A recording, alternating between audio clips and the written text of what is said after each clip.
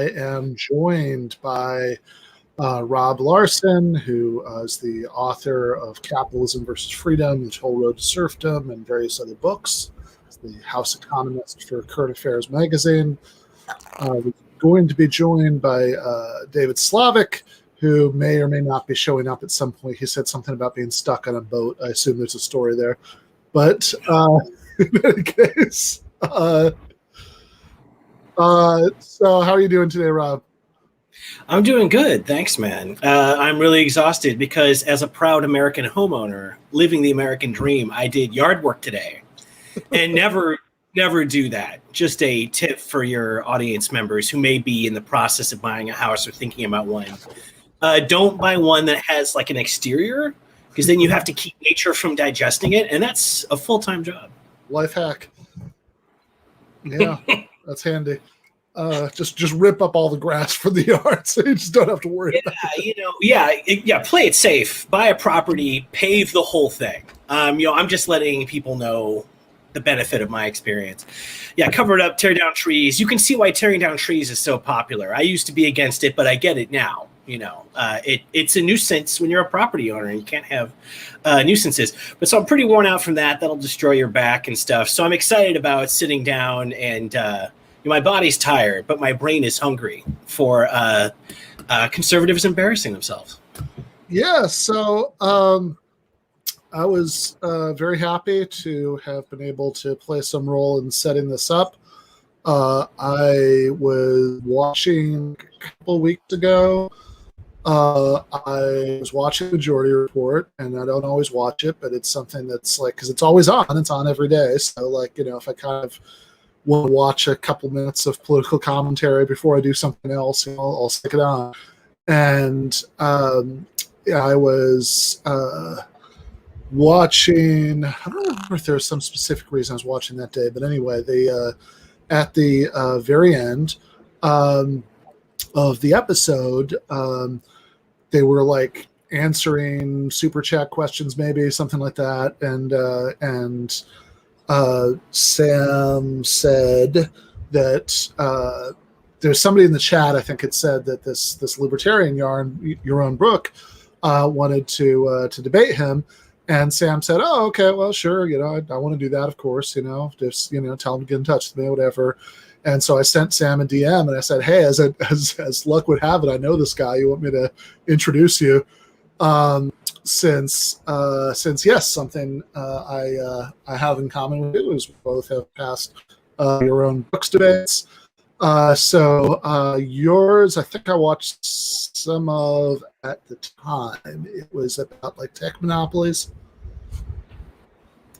Yeah. That was on the David Pakman show, I think. He invited us. That's right. Yep. And Pakman's a very good, we've talked about this, and of course it comes up on your show all the time. The importance of if the moderator is willing to stand up and do their parts and keep people within whatever kind of rules are agreed to or not. Pakman's very good. And yeah, we were kind of focused on tech, but of course, as soon as you get into a debate, things go the direction they go. It was a pretty good one, I got to say. Brook was not, disrespectful. He's fast on his feet. He doesn't do that thing. What's the name of that gentleman we watched you debating at the Villages last couple times? Yeah, Epstein. He doesn't pull that incredibly weak sauce, passive aggressive, taking shots of why aren't you just making socialism? Why don't you just get some capital and make a new society? He didn't do that. That's trolling a bit. Right. Brook, I think, is slightly classier than that for all of his crazy positions on things. So it's a slightly more civilized debate. And for what it's worth, with this event with Sam Seder, I have not seen any bit of this, and I'm very excited about it. Yeah. So I would agree on that point. Brook stays on topic. He doesn't start talking about personal motivations or anything like that. He does argue about the topic. He does get very excited. So in the debate that I did with him on this show last year, it was pretty early on. It was within the first several episodes, I think. We got So it was basically about the Ayn Rand anti-altruism stuff, and but whatever, we got it. The other subjects you'd expect us to get into, and there was a point where he was like yelling about how like I was going to expropriate his television set because like he'd grown up on a kibbutz, and I guess you couldn't have a TV. I don't know. I'm a little unclear on that part actually, but. So that was like this sort of, he was very, very animated talking about that. But he like, the big thing with Brook, I mean, actually, in a way, what makes him sort of refreshing compared to some conservatives and libertarians is that he will like go straight for like whatever bullets you have to bite for the position, and he will just chomp down on them, like with no hesitation. Yeah, that's interesting. And I kind of was, when I was thinking about this event today, I was thinking like, what about Brook? There's lots of schools of awful libertarianism and conservatism in general. And of course, heading the Ayn Rand Institute, he has those unique characteristics. And one of them is what you just said, like being, Ayn Rand would say, she was on stupid, Mike Wallace was interviewing her. There's that famous archival footage you say, and she says, private roads have private roads. Anywhere you go, you have to pay the person whose roads it is before you can drive. It's a great idea. That's close to a quote, I think. But they usually don't shrink from the godforsaken positions that are intellectually entailed. Remember, Chomsky calls those folks like Rothbard, who's not Rand-based, but kind of similar in this way. He called them, I think, consistent libertarians because they weren't willing to, they weren't eager to shrink from the worst parts of it, like maybe you could say Milton Friedman would be. Yeah, right, for sure.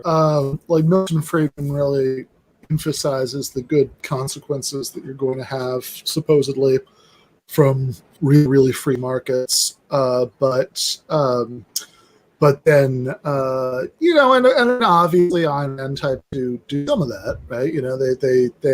I mean, this is kind of, there's a question in here about egoism. And yeah, I mean, Randianism is egoist. Like they view is that your only real obligations are to yourself, but they sort of try to get out of the like really sociopathic implications of that by saying that, like, well, basically things that you could do that would hurt people in ways that would violate libertarian rules, those aren't really acting in your rational interests. And there's a sort of assurance that everything's going to work out if everybody's following their own self-interest. But I remember there was a point in my debate with Brook where he said that, I mean, like, there's a very strange thing that was going on with a lot of it, where he was saying, like, he was using all this kind of rhetoric about how, there's no afterlife, you've only got the one life to live, so it's the most important thing, et cetera, all of which, I mean, I can get behind as a good materialist, but the point I tried to emphasize was, well, everybody else also just has the one life, right? Like, they had so it's like everybody else's life is equally important as mine, and which at points almost reminds me of the if you've ever seen, there was an early season South Park episode called Toilet Papering, where the kids toilet paper the art teacher's house, and they're and instead of, so it's Stan and Kyle and Eric Cartman who do it, and instead of them getting in trouble, this other, the other kid Butters gets into trouble, and there's this scene towards the end of the episode where Stan and Kyle are talking about turning themselves in, and Eric just doesn't understand why they would do that. That sounds like his character. Yeah, I don't understand. We're not going to get in trouble. And they're like, yeah, but Eric, we feel bad. It's like, why would you feel bad? We're not going to get into trouble. I said, no. But we, and he's like, no, it's fine. Butters is going to get in trouble. Somebody else is going to take the fall. And they're like, yeah, that makes it worse. We feel bad. He's like, I don't understand. Are you afraid that we're going to get in trouble later? And he said, no, Eric, we feel bad for other people. And he just looks at them like he has no idea what they can be saying. and sometimes arguing with Ayn Rand people, I get a little bit of that feeling, that like it's because it's such a like he actually embraced the consequence at one point in that debate. That it's like if Jeff Bezos wants to go to space, well, that's his dream. Why shouldn't he be able to live out his dream if he can? And and so I was arguing that if other people want to have healthcare and housing, that's since sure, I mean, Jeff Bezos is a human being, his needs matter, but they have to be balanced against the needs of every single other person, who exists. Yeah, like they will bite the bullet. Yeah, we're a mainstream person or someone working for the American Enterprise Institute. We'll know how to soften it for TV a little bit, even if, like the privatization bill and the realities that come out of like specific libertarian policies do go down that road. And it's interesting, again, Yaron's as I remember, the head of the Ayn Rand Institute, so very much, could be called like a public face of the main institutionalized legacy of Rand's, body of work. And, like even there, like relatively uncompromising, again, just relative to other libertarians who are more made for TV, perhaps. So that's kind of the puzzle of these more, intellectually consistent, as they say, libertarians like this. Like, they won't shrink from it. And so for you or I or any other listener who wants to be able to debate conservatives, in a way, it's a break for you if the libertarian is, or whatever, because it's relatively easy to corner them into saying godforsaken things and agreeing to dreadful scenarios, like your employer can fill you up every day at work and give you mandatory pregnancy tests and fire you if you get pregnant and so on, because they'll say, it's our private property. Like they'll cop to things that others will hide from, but then they will also be like, and that's being free. And that's like when Ron and Rand Paul opposed the Civil Rights Act, because it went beyond requiring non-discrimination in government into the actual private sector. Rand, even, today in the 21st century in the Senate, for God's sake, he said publicly, this is the hard part of believing in freedom. Like that's a quote from him. So it does mean that, like, yes, you can relatively easily get them to admit embarrassing things, but then you also need to be ready to then explain, so that's not a pro-freedom, let alone a pro-equality sort of position. Like, I appreciate you being earnest. I think a lot of people in this room are getting the douche chills right now because of it. Just don't forget, folks, to be ready to capitalize on that moment, No, for sure. I mean, I remember Liz Brunig said that half of what a debate is just getting the other person to tell you what they really think. And this is, which, by the way, I mean, this is one of the things I appreciate about Sam, who I don't, I mean, I don't agree with about everything. I think my views about capitalism, probably go beyond, what his politics are at. He's probably more of a social democrat, and we've argued about cancel culture and other things. But like, one of the things I really appreciate about him is like how good and how like disciplined he can be in these debates about like leading the libertarian up to like the crazy consequence of their views and waiting for them and getting to the point where they'll just embrace the crazy consequence.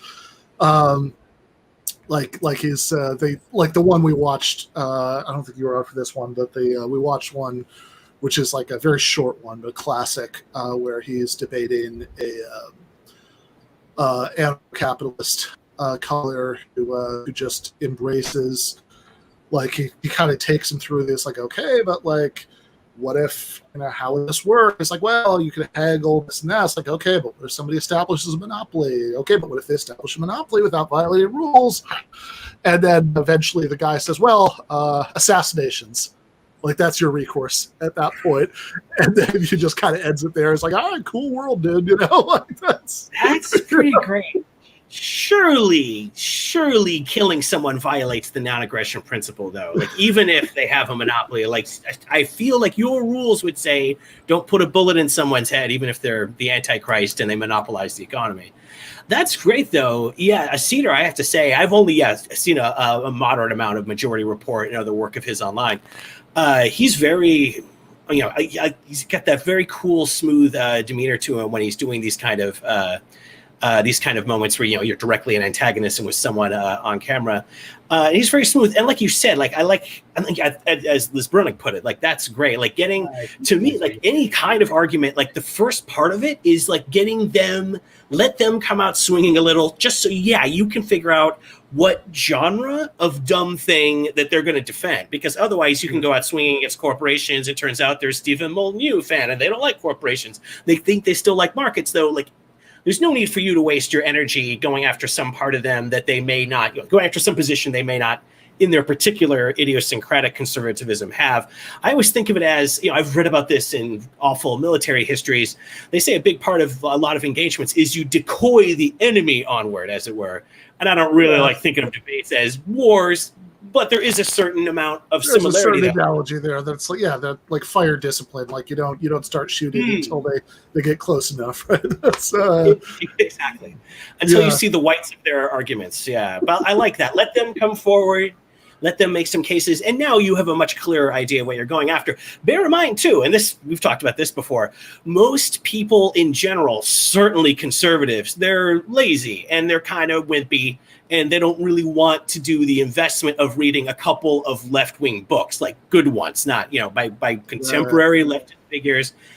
Very uncommon in my experience that they really know specifically what you're going to argue. And we've seen this so many times, all the way up to Jordan Peterson. They're often stunned when they find out that Marxists accept that capitalism brings growth, So again, having them come out shows you, what they're going to say, and also how unprepared they are. That's what I like about the decoying and let them go first if possible. No, that's very true. I mean, like I think that like, in my experience, there are like almost no libertarians or conservatives. There are a few, but like almost none who actually have some idea, like who know as much about what socialists and Marxists think as like you personally know about, libertarianism and conservatism, right? That it's like the fact that I feel no doubt whatsoever, right? That like, I could give you a little pop quiz right now, like the difference between different kinds of libertarians, and you'd be able to answer all those questions. That's like a level of research. That's like the level of research that like remarkably few of these guys do in the other direction. Like, I mean, there's like Thaddeus Russell is kind of a libertarian, and he knows. He knows a lot of that stuff, but that's because he used to be one, right? Like that's and I guess you get a few people who are in that category, right? But like it seems to be, for whatever reason, I don't know the answer to this, but like for whatever reason, it seems to be incredibly rare for there to be a libertarian or a conservative who like actually kind of like, once they're already a libertarian or conservative, does the homework. And so they can like explain to you like what the difference is between like, I don't know, like a, Trotskyist and a moderate democratic socialist or whatever. Like that's just not something that seems to interest them as a category.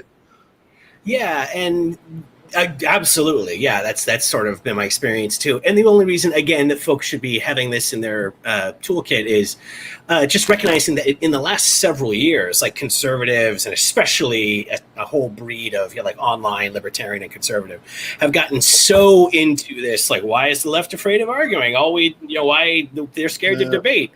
We don't invite them on, and then they won't debate us. What are they afraid of? But they've put all their eggs, for who knows what's going on in their feverish minds, but they put all their rhetorical eggs in the basket of the left can't debate us and they're scared to. So it makes the fact that they've almost never done any homework and read anything of ours, even our like short paperbacks. My God, like your first book was like 80 pages or something. Like that is not asking that much from them, that they read like a popular short left paperback that lets them have some of the basic approach and understanding we have. So just to say, like, let them, again, take a giant public swing and let them commit to how much they're the ones that want argument, the left's scared of rational debate. And it's very easy to show as you argue with them that they don't know your positions. They've never picked up a book and read it front to back, which is like the beginning of being ready for an argument, So just to say, it makes that lack of preparation on their part just a little bit more damning. No, for sure. I guess Dave Smith is somebody who, like, he's like I think he's like a little bit of an unusual libertarian in that he actually does seem to care about the, like, anti-war and this and that as much as he cares about tax cuts. And he shows, I mean, he's read some leftist books, but I really am like, I'm like, and you can tell here, I really am trying to scour my brain for every like, I've talked to a bunch of these people, right? For like who in this category has ever actually shown any evidence of this, but yeah. Like, I don't have a lot of examples myself. Yeah, and certainly your own Brook, who, again, there are definitely virtues that he has as a debater. He stays on topic. He doesn't do too personal stuff, whatever. But and I should say too, I think I'm supposed to debate him again in like mid-August about welfare. But in any case, he doesn't. Like, he'll make these weird statements about, like, Marxism is exactly like Christianity and, stuff like that. It's like, it's like, very true. Yeah, right. Exactly. So it's like, it's just one of those things. It's like, and granted, like, Ayn Rand people, objectivists, are very prone to this in general. Like, I mean, Ayn Rand was very prone to this. Like, if you read, like, her, The Virtue of Selfishness, like, basically her view on, like, the history of philosophy is that, like, there's Ayn Rand and then there's everything else, and everything else is kind of the same. Yeah, which just speaks to a really rich, again, doing your homework. You definitely had a good faith engagement with these debates. It's not very, it's pretty embarrassing. I think the last thing I have to just throw in about Brook that I should mention before we get into this, and this may or may not come up here, but one thing I notice is, this is kind of true of conservatives in general, I guess. They always act like the Reagan Revolution never happened. These guys always talk like there's no neoliberalism. They all talk like it's still the New Deal of antitrust law and EPA regulation and strong labor unions. Like, these guys talk like it's still 1975.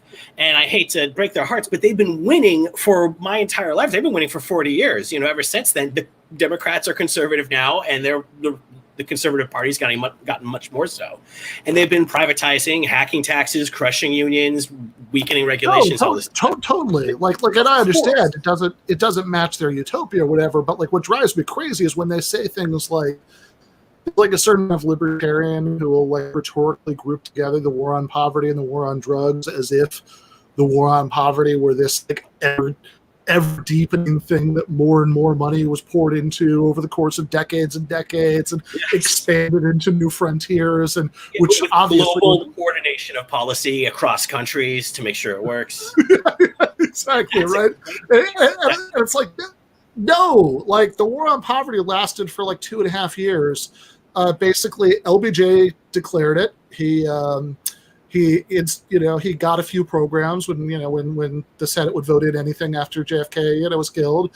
He got in a few programs that have helped a lot of people, but then he kind of lost interest in it because he was too busy committing genocide in Vietnam. And as far as I know, no subsequent president has even used the words war on poverty to describe their policies. Never mind actually done it. Yeah, I don't think Carter did that I ever heard of. I mean, I wasn't alive at that time, but from what I've read, that's a great point. I love that kind of, God, what sophistry. Yeah, the war on drugs, a way we can use right-wing state violence to control people, mostly black people, like, that's handy. That we can do for decades on end to get other countries on board. There's no limit to how many billions to spend. War on poverty, how fast can the modern Democrats walk away from this? But so exactly what that, to me, that is, like you said, like, that's frustrating, is when these guys talk like these, like, we are in the era of social democracy in the United States. Like, we turned our backs on it, and it's been a couple generations since then.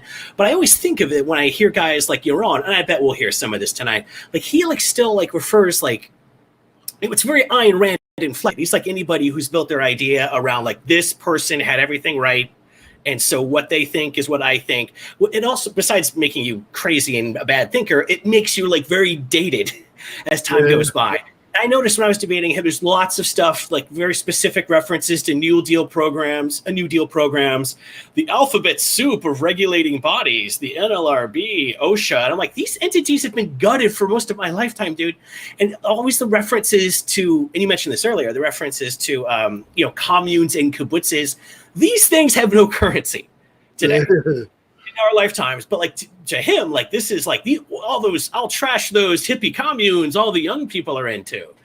That's what happens when you get too obsessed with someone, folks. You get dated, and it's embarrassing. So watch out for that too as we enjoy this. No, for sure, right? And there are, there are definitely left equivalents to that. People who just like, oh, it's terrible to see them too. Yeah, but it's definitely, no political body has a monopoly on over idolizing certain weird intellectuals they like. Yeah, I mean, there are definitely leftists who just become obsessed with one particular thinker, and then like all of their frame of reference through everything is about that person. And there are like better and worse examples of it, right? I mean, you can, I don't know. I mean, if you're, who would be a good, like, it's not like everybody, it's like, I mean, okay, I guess like the bottom end of the spectrum is if it's like Bob Avakian or something, but like in the, Sure. but there are sometimes the people that, they get obsessed with are like, good, like interesting thinkers, but it's also like, you can always tell when it's like somebody's like, you basically only read one guy's books, right? Like, so like you have very little idea what everybody else thinks because you only know them through this guy's polemics against them. And that's always pretty bad. Indeed. Yeah. But if it's like, yeah, I mean, it's like I'd certainly prefer it to be like Noam Chomsky than Bob Avakian, but like also you should read some other stuff. Indeed, and yeah, it's no one's got a monopoly on that, but that's a good thing, a good lesson for all of us, I'm sure. Fair enough. Let's get started. All right. We should just say to start this off, we were connected by Ben Burgess. Mm-hmm. I think in the way of the Steven Crowder, I believe, debacle, or depending on your perspective, wonderful phenomena. You reached out to Ben and said, I would like to debate Sam, and I was down, and so here we are. Let me. Well, I'm not going to make you comment on the Steven Crowder thing because let's move on from Steven exactly. Crowder. Yeah. So, all right. So, okay. So, with this said, what shall we discuss libertarianism? Well, I mean, I'll just clarify. I'm not exactly a libertarian, and I know this is probably in the weeds for you guys, but I like to differentiate myself on that. I'm not an anarchist. I'm not a complete subjectivist, as many libertarians are. But sure, we can discuss free markets, and we can discuss capitalism. We could debate them, however you want to present it. All right. Well, I mean, let's start with free markets because I am of the opinion that there's really no such thing as a free market, and that markets only really can exist, particularly in this day and age, but in general, with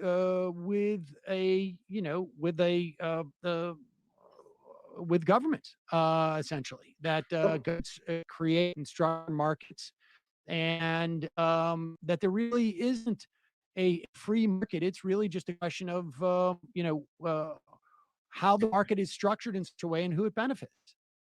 Well, what's the question is what is freedom? That is, what does it mean to say there's a free market? Freedom is the absence of coercion. It's the absence of force. It's the absence of an authority that says this is how things have to be. And if you don't abide by the rules, we put you in jail or we shoot you or whatever. Free market is a system in which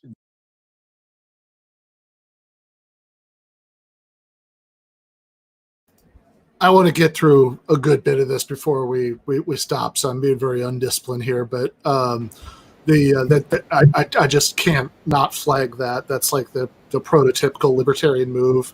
Pretend like talk it as if economic regulations were enforced by shoe people. Yeah, that's pretty. Yeah, a very conventional sort of move. Yeah, like there is no like agreed upon civil law. Like no one stops at the stoplight because a cop's going to shoot him. You do it because we all take turns and everyone can see the stupid logic of it. And it's sensible enough. Like to these guys, there is no state authority that doesn't come from a Soviet soldier truncheoning your mother in front of you and saying, there, now follow the speed limit. Like, I'm sorry for libertarians, but like a lot of this stuff is like popular, civilly agreed to stuff. And also, of course, once again, real fast, libertarians are wrong about freedom. That's one part of freedom, right? Being free from coercion, as I explore in my worldwide smash hit book, Phenomenon, Capitalism versus Freedom. You can learn all about how there's positive, and we can get into this more later, of course. There's positive freedom to consume things. We're off to a very, sturdy start. And once again, credit to Brook, which I will give him here. Like he is locating himself very specifically. He's saying, I'm pro Ayn Rand. I'm not exactly an objectivist. Like he's giving us exactly an idea of what he's, of where he's ideologically based, which is good. Again, that's useful. Brunig is right. This helps us know what to say and where we're wasting our time. Yeah, for sure. Yeah, I mean, we might stop at the stop sign. Could be part of the reason that you do it is that you're afraid you'll get pulled over. But like, if you get pulled over, you're not going to get shot. You're going to get a ticket, and that's like an important distinction. And like, man, traffic cops are 100 billion times more likely to shoot you, during a stop than anybody at any sort of regulatory agency is to shoot you, because like of insider trading or something. That's not how any of this stuff is enforced. Nobody has ever been shot as a result of getting caught. I suppose there's some sort of scenario that you could concoct where you were you didn't pay people, you were paying people less than minimum wage, and you didn't pay your fines, and eventually you were going to get arrested, and then you did some kind of Waco Ruby Ridge left hand. But like, I don't think that's ever happened, and it's just like, I mean, whatever. It's a very small point, but I think it's a very telling point that like when they're describing state enforcement, you get it's always as if everything was being enforced in the most like violent and extreme, possible way, which is very rarely the case. I mean, you're infinitely more likely, like if you're infinitely more likely to be shot when the cops are called because you won't leave somebody's private property than you are to be shot as a result of violating an economic regulation. Exactly. Yeah, no capitalist has ever been gunned down for breaking an OSHA law. Like Department of Labor people coming in on helicopter guide wires from a skylight, that's a Simpsons joke. It's not like the real thing. The reason that joke works is because in reality, these people issue fines. They're usually a fraction of a percent of the company's revenue, and they roll their eyes at it and they go on with business because it's actually the neoliberal era. So right away, I guess it's ever too much to hope for to ever see this, but I would like it someday if people would honestly represent the other side's arguments. You can even quote them so that you put it right in their own favorable words. I'm still waiting for someone to do that before I die. I bet it doesn't happen. Fair enough. But yes, I'm also glad that you brought up the issue about freedom. There's a lot that we could say about that, but let's save it. The governments exist, but the role of government is to protect rights, to protect individual rights. It's to leave you alone, to make choices based on your values, based on your pursuits, based on your choices, to leave you alone to do all that, and to protect you from other people who want to do you harm. So you need government because you need a monopoly over the use of force. But other than that, the government should leave you free. And that's what free markets mean. It means where the government is not dictating to you how you should live, what products to buy, how much to pay your employees, etc. Wait, I mean, do you think we have free markets in? No, I don't think we've really had free markets. I think we've gotten close to it. I think it's gotten close. And I think it's possible to get free markets in the future. And I think to the extent that we get towards free markets, to that extent we're richer and better off and flourish. I wanna circle back as to who the we is in that, because That'd be great. Happy to. But we're like, what would you look at the market that we have for, let's say, labor and products and whatnot, and explain to us like what you perceive as the lack of freedom there, and what you think is obviously supported and structured by the government, but still represents freedom. Oh, there's massive amounts of lack of freedom in labor markets, for example. Minimum wage is a lack of freedom. Requiring employers to pay benefits is a lack of freedom.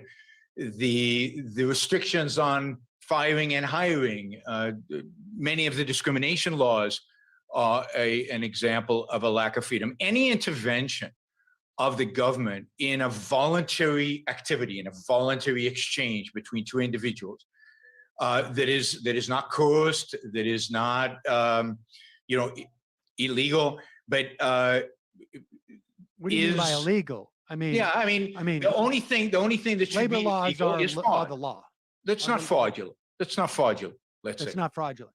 Yeah. Okay, so I mean, what about things like tax breaks, or what about what about, I don't know. Well, I don't think there should be tax breaks. I think that if you're going to have a tax system, taxes should be flat, and they should be as close to zero as possible, and they should be simple, and everybody should pay exactly the same. There should be no breaks. There should be corporations at the end of the day don't really pay taxes. They pass it on to consumers and they pass it on to employees. So corporate taxes make zero sense from anybody's perspective, because the economics of it is workers pay corporate taxes. It's just a hidden tax.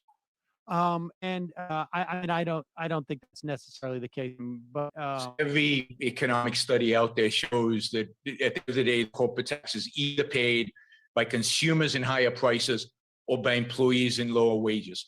There is no such thing. Shareholders pay very little in corporate taxes. Shareholders.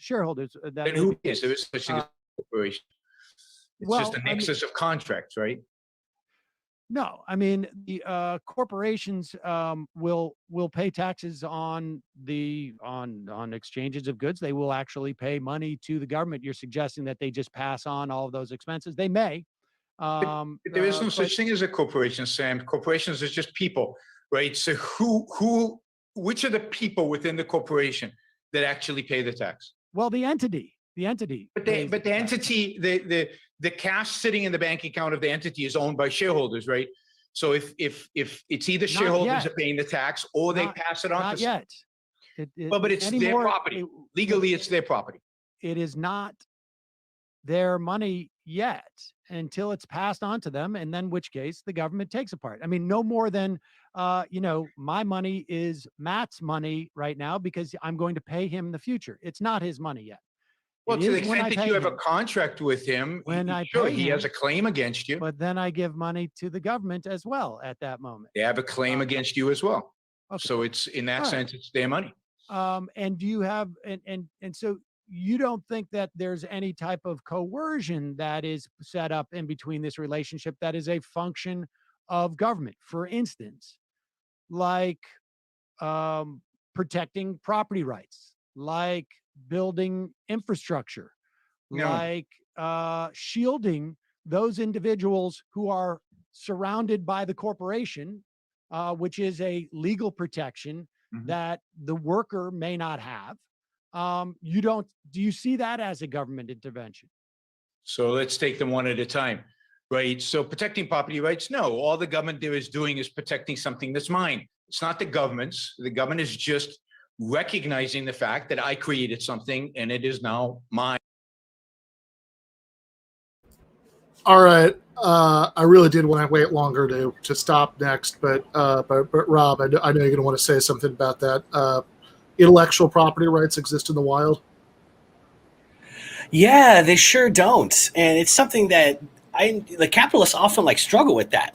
That's usually one of the numerous government interventions that billionaires want. Like, remember, Steve Jobs sued the founders of Google, who were like his proteges in the early days, making, Google Maps and search for the early iPhone. But then they came out with various versions of Android, and Steve Jobs was like, they stole my whole fucking idea. Like, this is my idea to make it. It was actually his design team's idea. You can read about that in books.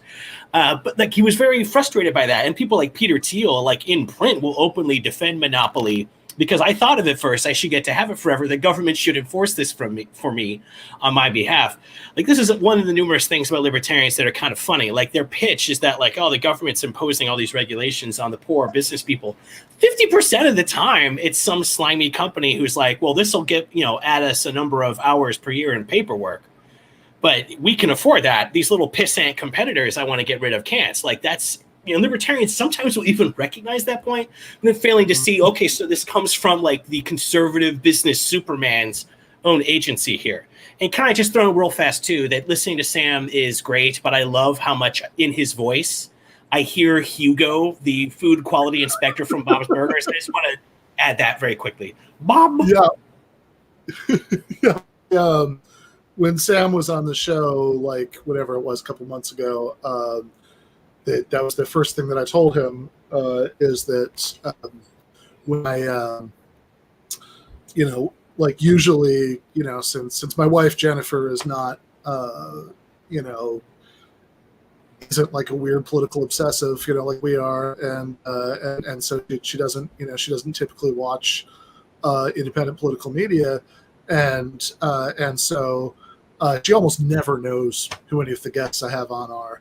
Right, it's like if I say, "Oh, I'm interviewing blah blah blah tonight," she's like, "I don't know, whatever." It's like maybe sometimes it'll be like, "Oh, Glenn Greenwald, he's the guy with all the dogs," right? Like sometimes they'll like that, right? But like she doesn't, she's not familiar with like any of these people's work. She watches, like she likes like I mean, she's a philosophy professor. She likes philosophy. She watches ESPN. Like she's not interested in all of this really. She's much more normal than I am that way. So she's almost never familiar with who any of my guests are. And as I told him at the beginning, tonight was no exception.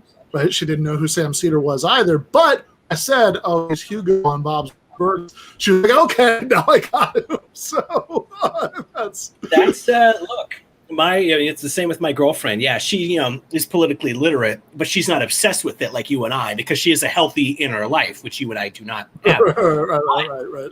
Yes, if you might, like that's what you need to do. That's the kind of star flex that we can use to reach non-coms. That's the way. There's a lot more to add here, but I'm sure we can take a bigger bite out of this, and then we can sink our teeth into it.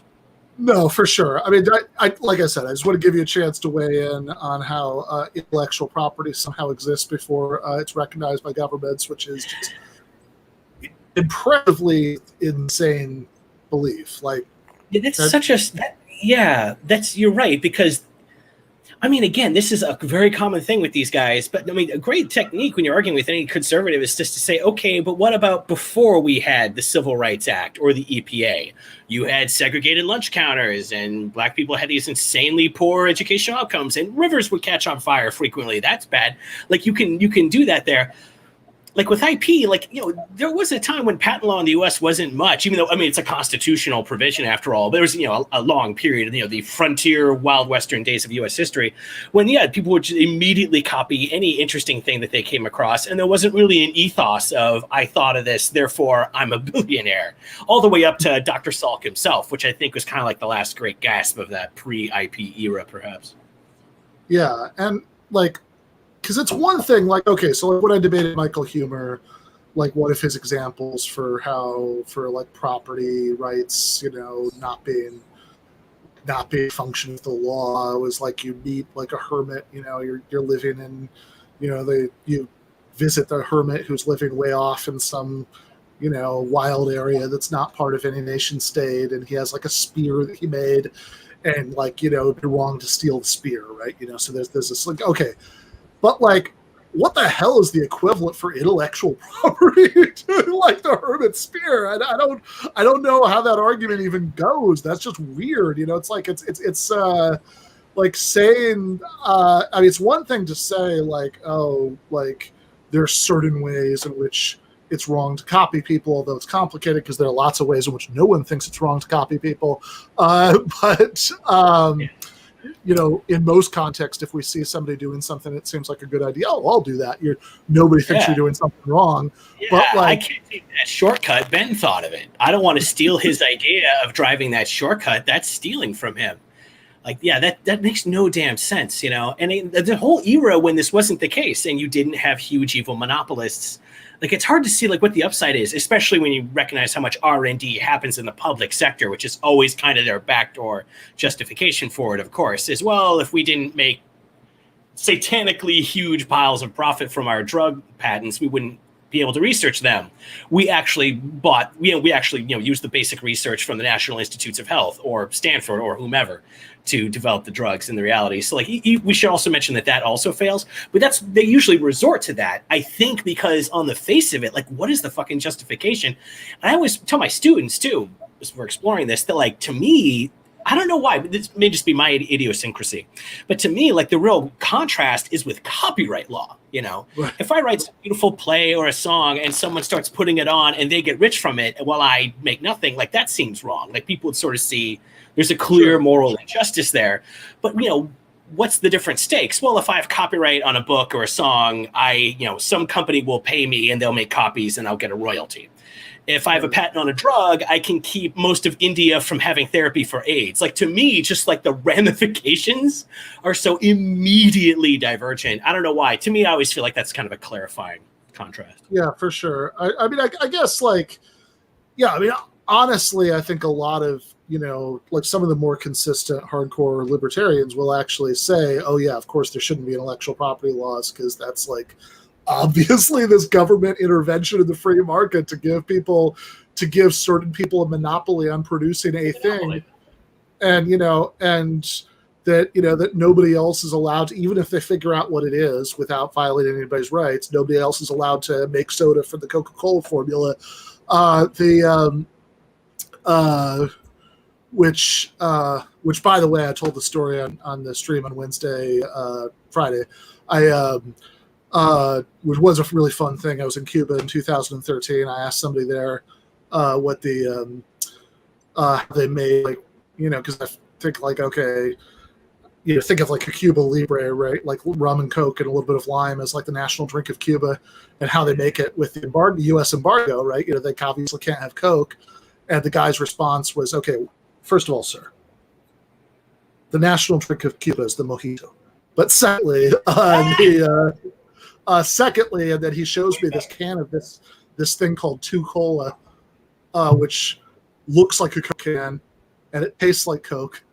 And I'm pretty sure it's just the old nationalized Coca-Cola, you know, factory that's probably been there since before 1959. Yeah. But yeah, but that would be, yeah. But like, nobody's allowed. You're not allowed to do that. You know, to produce your Coca-Cola spinoff or whatever. That's monopoly. That's a government enforced monopoly. And I understand like how like a mainstream defender of capitalism can do that, because they say, okay, well, it's a utilitarian argument. You know, that like giving this monopoly, you know, is something that incentivizes research or whatever. You know, but like from a libertarian perspective, if you think, oh no, you can demand really, really free markets, that's crazy. You know, it's like, what, I mean, like your copyright example, I mean, I'm not an IP, you know, outright abolitionist. I mean, certainly not as long as we still have capitalism, because like, I think that writers and artists and musicians, you know, like I think IP laws as they currently exist are way too extreme, even within those categories. And we certainly shouldn't be like, harassing people for file sharing or whatever, but like, you know, sure, you shouldn't be able, you know, like, I'm perfectly willing, because I don't care about the free market, I'm perfectly willing to give, you know, I don't know, Stephen King a monopoly on the text of Carrie, so like nobody else can profit off of selling copies of that book. But from a libertarian perspective, no. I mean, if you care about like really, really, if you know, because what you're doing there is you're violating the rules of market freedom in order to satisfy some sense of fairness. Like, oh, that seems unjust that Stephen King wrote it, but somebody else could profit off of selling it. And it's like, hell, if we're doing that, then we could have minimum wage laws. We could have anti-discrimination laws. That is exactly right. And again, like that's why sort of in my mind, it's important to bring up, like which libertarians are consistent enough to willingly go into a corner where you can then beat them because of their horrible views, which no one will like or accept. Unpopular opinions. It's why they have to, use the Senate to get power, because if it's just some popular vote, they don't really have much of a chance. But yeah, if you're like accepting copyright over just a song or a play or Stephen King's goofy readable books, like it's all in there. I mean, you're accepting a government, specifically a government sanctioned monopoly.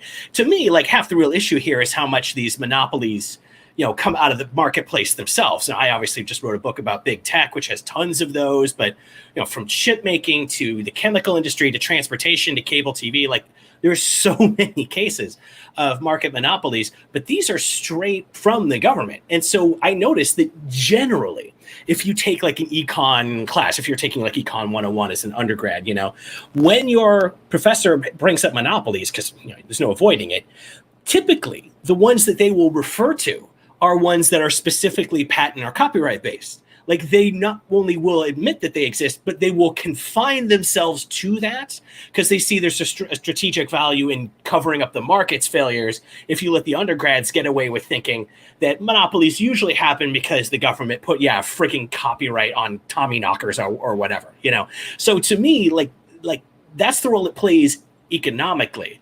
Is economists will accept this because, they kind of are looking at a utilitarian argument because you're being an economist rather than some dyed-in-the-wool political libertarian. But when they accept that, like that's all, like that's it is what that is. Like the econ professor is right. It is a government-sanctioned monopoly. If you accept that, how can you possibly balk at something that puts a wage floor under? Human beings are not a commodity. We need basic income to survive and feed the kids. You can make a much stronger case, I think, for a minimum wage than you can for putting a patent on a book published by a millionaire. But if you're going to accept that, which most people would, and I would agree, especially as long as we have capitalism for sure. In that case, it's open and shut. If you want to accept that, very difficult to get away with avoiding things, as you said, like a wage floor. Incredible. No, absolutely. I mean, I would be much less, I mean, don't get me wrong. If I don't know who publishes Stephen King, but let's say it's whatever. It's whoever bought Viking 5 mergers ago. Yeah. Like if some other public, HarperCollins starts like profiting off his books instead, then sure, I would be broadly sympathetic to him, suing them. But but also I care way less about Stephen King making his next million. Than I do about somebody who works in the service industry, making enough that they can afford renting groceries, and maybe go to see the occasional movie, which or anti-discrimination laws. He already mentioned that as not acceptable violation of freedom, right? God. Please. I'm so relieved every time.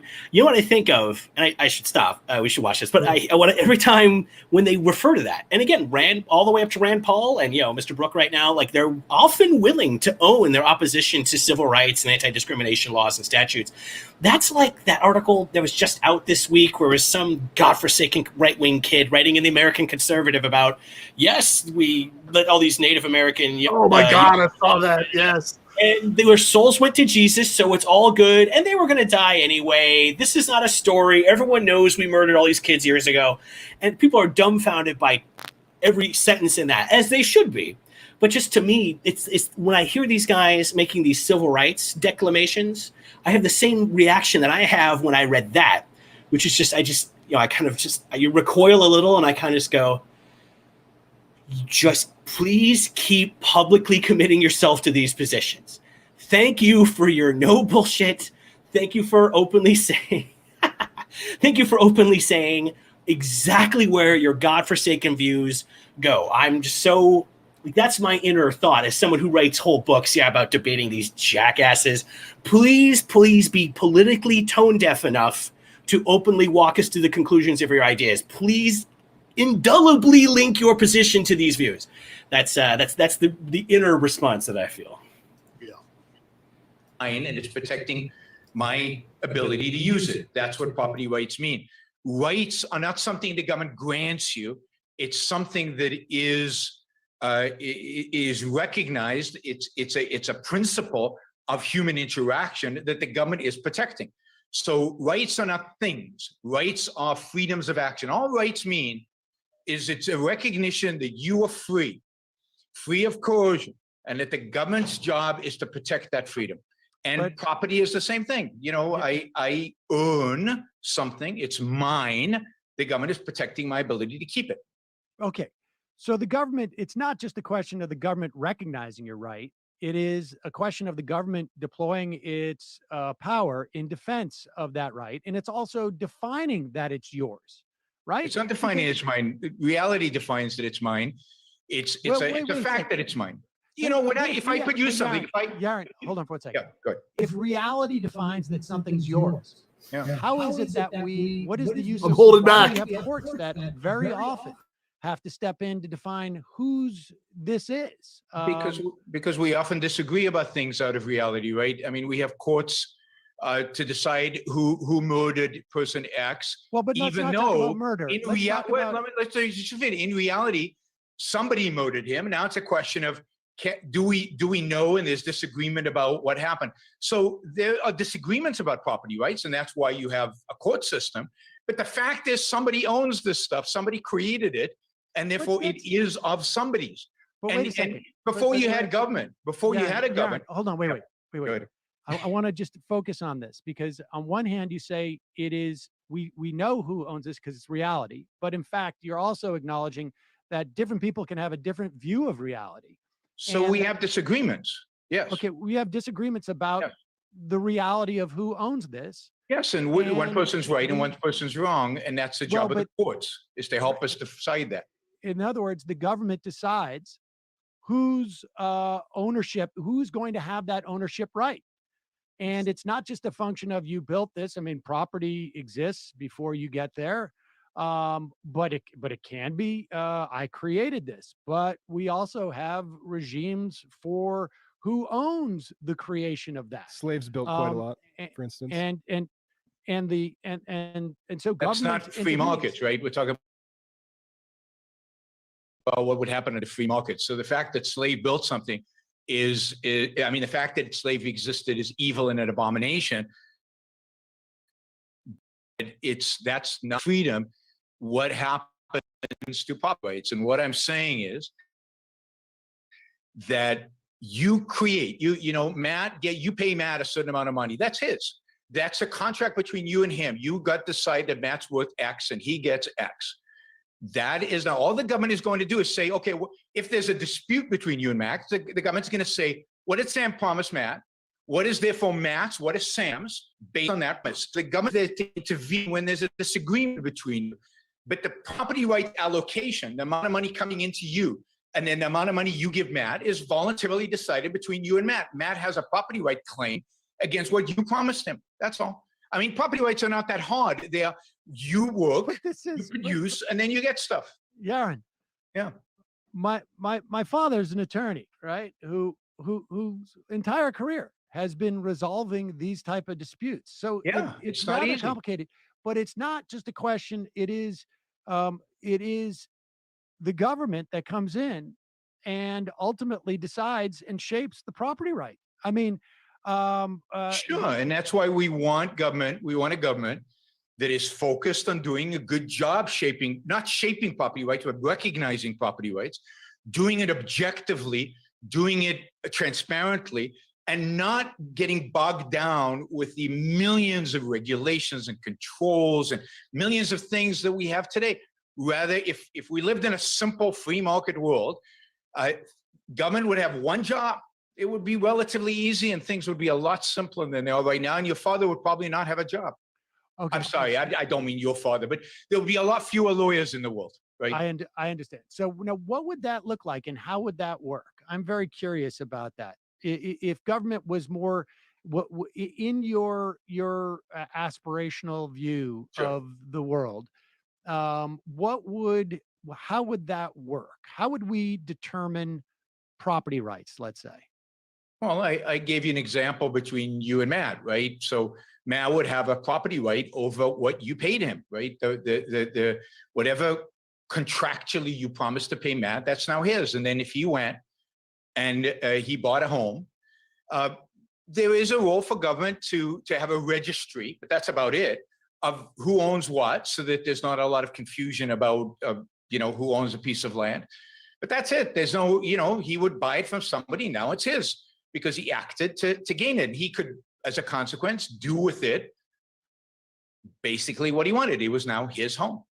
Could he burn plastic on it?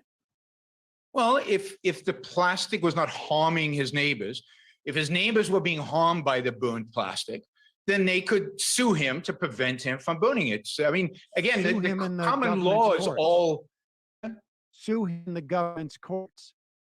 Well, I'm not against government. I believe governments are necessary, and governments are there to protect you from harm. So they would have to sue him in the government's courts and show harm in order to stop him. So governments are there to do this one thing. So I'm not against the existence of governments. I think governments are wonderful things when they're very limited. I'm trying to figure out how your world is different than the one that we're existing in. Because when you say do harm, who defines that as harmful? I'll give you an example. Wait a second. So Matt and I don't know without, I don't know, sort of like at birth, that the inhalation of the burning plastics are going to do me harm. And maybe there are some plastics that he's burning that actually wouldn't do me harm.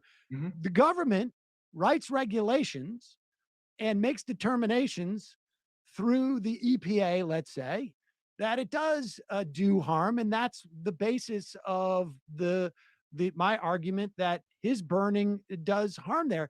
How is this to the extent how is that world different? How that's your fantasy world. How is that different from our existing one? The difference is this, that how much you pay Matt is not an issue of harm. How much you pay Matt is not an issue of harm. That's true. Burning plastic, if it really does harm, in some sense, your world and my world look the same. If there's harm, right? The way to prove harm might be a little different, but at the end of the day, if there's harm, it will look the same. If you beat Matt up, if you whip him, right, you try to enslave him, he brought up slavery before, then the government would intervene to stop you from doing that, both in your world and in mine, right? But where the difference happens is your choice of whether to pay Matt's healthcare or not. Now, I don't know if you're required to pay him because maybe you're too small of a business to do so. I don't know how many employees you would need, but at some point, there are hundreds, if not thousands, of regulations that dictate how you and Matt should treat each other that have nothing to do with harm, have nothing to do with force, have nothing to do with coercion, have something to do with some kind of social policy. We believe that everybody should have health care. Therefore, the best way to do it is through employers, and we will force employers to provide that. My government would never do. If you want to pay Matt health care, you guys can negotiate. Maybe he prefers to get cash. Maybe he doesn't want you to pay his health care. You would have contractually, you would decide with Matt on that relationship. Does your government have corporations? In other words, does your government give certain benefits? So you raised the limited liability issue. So let's deal with the limited liability issue. I mean, limited liability issue for the most part is a contractual issue. It is an issue that relates to the relationship between debt holders and shareholders. Basically, debt holders are saying, we're willing to lend you as a corporate entity money. That's wrong. In exchange for and we know by doing this, it's in the covenants of the bond, that we can't go after the individual wealth of shareholders. That's a voluntary decision that they made. Now, the government has recognized that, called it a limited liability corporation, but it's recognized a contractual dispute. Now, you cannot lend, you can choose not to lend a corporation money because you think it's too much of a risk and you'd rather be able to actually go after the money of the shareholders. That's all it is. I mean, big deal is made out of this, but limited liability basically is just a formalization of a market contract. voluntary contract. But Yaron, there may be voluntary, between the debt holder and the shareholder. But in terms of the corporation and the public, there's the public doesn't volunteer for any of that. I, as an S corp, have certain protections that amongst people I've never even met before. So what are you protected from? From people outside? I'm protected from my personal wealth being sued. If I let's say I infringe upon someone's copyright, I pay that all in pre-tax dollars. If they come after me and they sue me, I am put aside taxes. Put aside taxes. I'm fine if you want to get rid of the limited liability that corporations have with regard to third parties. Let's get rid of corporations. With regard to third parties that do not have a contract with the company, sure. I mean, I don't think that's an issue. I would also. But the pre-tax stuff, let's put aside, because as I said, corporations don't actually pay taxes. Your employees do.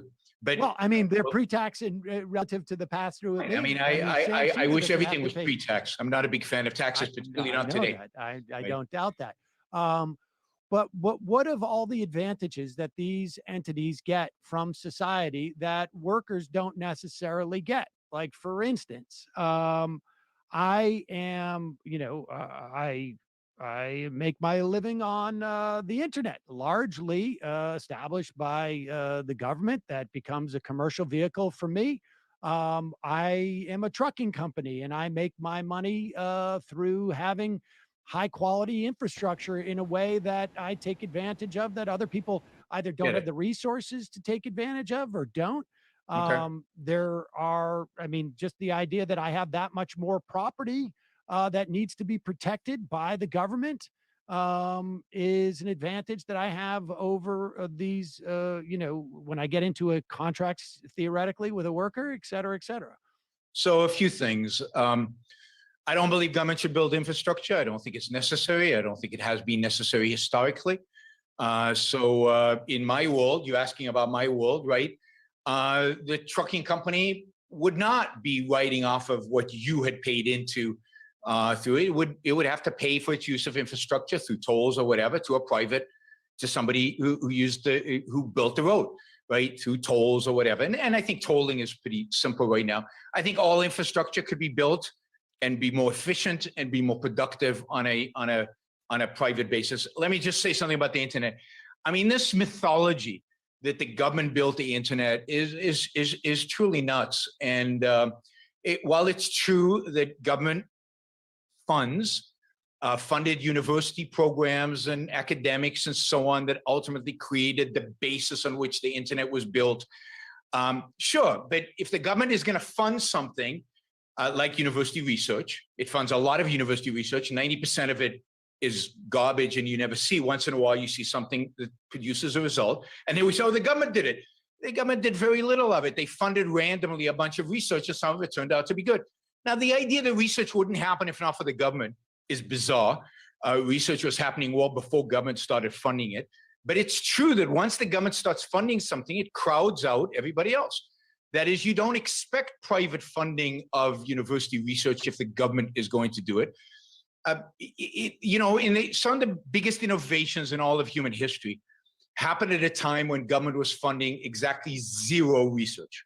And that was during the 19th century in England, in the United States, where there was no government funding of any research. And we got electricity, and we got the steam engine. Where did that wealth come from, airplanes, and so on. Matt, I'm sorry, I missed that. Where did that wealth come from? It came from people producing and creating and building. And a little bit of like the triangle slave trade and all of that. But the slave trade is wealth destroying. I mean, it created wealth. No, the wealth trade is wealth destroying. Let's be very clear about this. The South was poor, the North was rich. It's one of the reasons the North won. Slavery. Hold on for 1 second. Slavery, from an economic perspective, you keep raising slavery, so I need to answer this question. Slavery is first of all immoral and evil and so on, but it is a net economically destructive force. It is not a productive force. There would have been a lot more wealth created without slavery, and indeed much more wealth was created post-slavery than it was pre-slavery. So I know the easiest thing to do when the 19th century is raised is to say, but it's all slavery. But that's just an economic and historical fallacy. I don't want to get, I want to stay on where we were. So let me finish my point about the internet. So if because Matt interrupted me, the point is that the internet, yes, some infrastructure with regard to the internet was produced by government. That would have happened even without the government.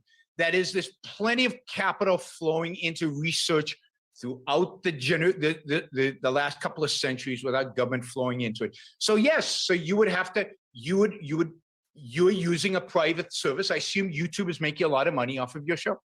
All right, good for them. Yaron, let me just address some of those. First of all, in terms of the slavery, I have interviewed at least a half a dozen authors who have written extensively that the northern wealth was just as tied into the free labor and created the entire cotton industry, and it had knock-on effects throughout the world, including in Britain, because you had zero input in terms of labor, and cotton at that time was incredibly labor intensive to produce. And when you have the ability to produce that labor for nothing, virtually nothing, it has knock-on effects. But can I just say one thing about that, and then I'll let you. You know, slavery has existed from forever. We've had slavery. How about the triangle slave trade? All right, Matt, please. Slavery has existed. Matt, please. Slavery has existed forever. The fact is that something different happened in the 19th century, and it wasn't some innovation with regard to slavery. It was the discovery and the use of capitalism, and the fact that slave labor was mitigated. If you look at the actual wealth created during the 19th century, almost none of it was created as a consequence of slavery. And I know there's a massive political agenda of painting the 19th century in that way, but it is distortive and it is wrong. And if you look at the places in the world without slavery that has taken the same principles as capitalism developed in the 19th century United States, they developed wealth as fast, if not faster, than the United States. So the slavery issue is just a massive perversion and distortion. And it's sad to see that is critique of Okay. a period that was. Listen, Yep. we're gonna let's just table this bit because I've literally interviewed a half a dozen people on I this know, who and are experts at this who disagree. Experts at a political angle on it. Absolutely. Okay, I'm sure you haven't interviewed the experts that would mitigate that. Would say the opposite. I have actually talked to many libertarians before who've made the similar argument, Okay. but without the data. But nevertheless, let's go back to just even your description of the internet. Now, your argument is a counterfactual that's impossible for any of us to argue, which is the internet would have existed even if the government hadn't spent all this money on research, which by the very expense of it is indicative of it is research that they're going out there and they're laying a lot of bets on stuff that doesn't necessarily pay off, which of course capital is highly reluctant to do. We see it in the context of the COVID, right? Like you would not have had without the billions of dollars that were pumped into these private entities, without the guarantee of distribution, even if this stuff doesn't work, you wouldn't have seen the COVID vaccines developed at the same rate. And you wouldn't have seen so many of them. Sam, none of that is true. I mean, I encourage people to look at the critiques of the entrepreneurial state. I mean, you're referring to a book called The Entrepreneurial State, which he lays out the case of, well, maybe you're not, but the case that the internet was funded by government. I encourage people to look at the critiques of the entrepreneurial state and look at exactly what was funded, what was not funded, and what would have happened if free market, if those elements of that are still free in our markets hadn't stepped in and turned the internet into what we know of it today. I don't believe that's true of COVID either. The fact is that the only reason we have a vaccine today is the two companies were set up completely in the marketplace, not funded by government, Moderna and BioNTech in Germany, set up trying to do mRNA, trying to create mRNA technologies for all kinds of, and they were ready. They were ready. Moderna was heavily funded by the NIH prior to this. No, it wasn't funded by the NIH. Again, research on which Moderna later was funded by the NIH. Sure, again, if the government is funding all research, You're not going to be able to find a Well, company. it's not funding all research. It's funding the it's funding research that is the longest shots. I mean, No, that's surely, not true. Yaron, It's exactly the opposite. So I'll give you one example. I'll give you an example of exactly what you're saying. When COVID was, when we discovered there was COVID out there were many researchers and scientists out there who wanted to jump in and try to get funds to do research and to develop drugs relating to COVID, in March of last year. And yet they couldn't, because the government bureaucracy was such that they couldn't get the grants. The grant authority wasn't there. They couldn't switch the authority from what they were doing to something else. The people who jumped in were the private sector. Now it's true that the government. Okay, I just want to clock here. Like, I was going to kind of wait till they get done with this cluster of subjects, but I think Yaron just slipped up there in a pretty telling way that his example of government efficiency leading to the private sector not being able to get the COVID vaccine is that they couldn't get government grants. Yeah, like why didn't they just immediately turn to the private sector where every libertarian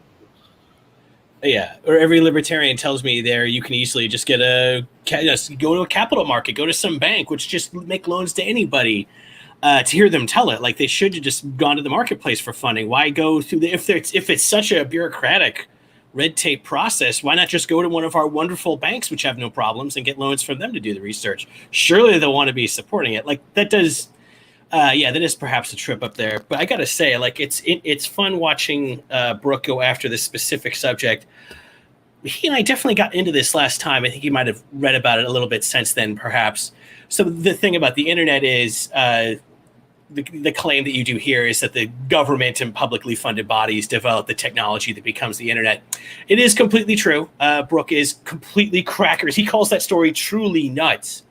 And he says it all comes from this one book, The Entrepreneurial State, which is written by the great economist Maria Mazzucato. It is, in fact, an unbelievably good book that is crazily heavily researched.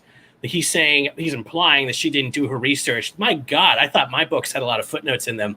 Like, take a look at her chapters, just on those subjects alone. It's pretty stunning. But here, I got to say, this is a moment where Sam's doing great through this, I got to say. There are a few points here where just a little specialized knowledge goes a long way. Brook makes the claim, and Sam correctly dismisses it as a counterfactual, but Brooks claims that if the government hadn't developed the internet and hogged all the research space, I guess, then the private sector would have developed the internet. We can prove that that is wrong, in fact, because during the process, ARPANET, the military research body that was doing most of this research, they kept trying to sell it to the private sector for what would now be, less than pennies on the dollar. In the 70s and 72, they tried to get AT&T. They tried to sell it to AT&T, really just to take it over.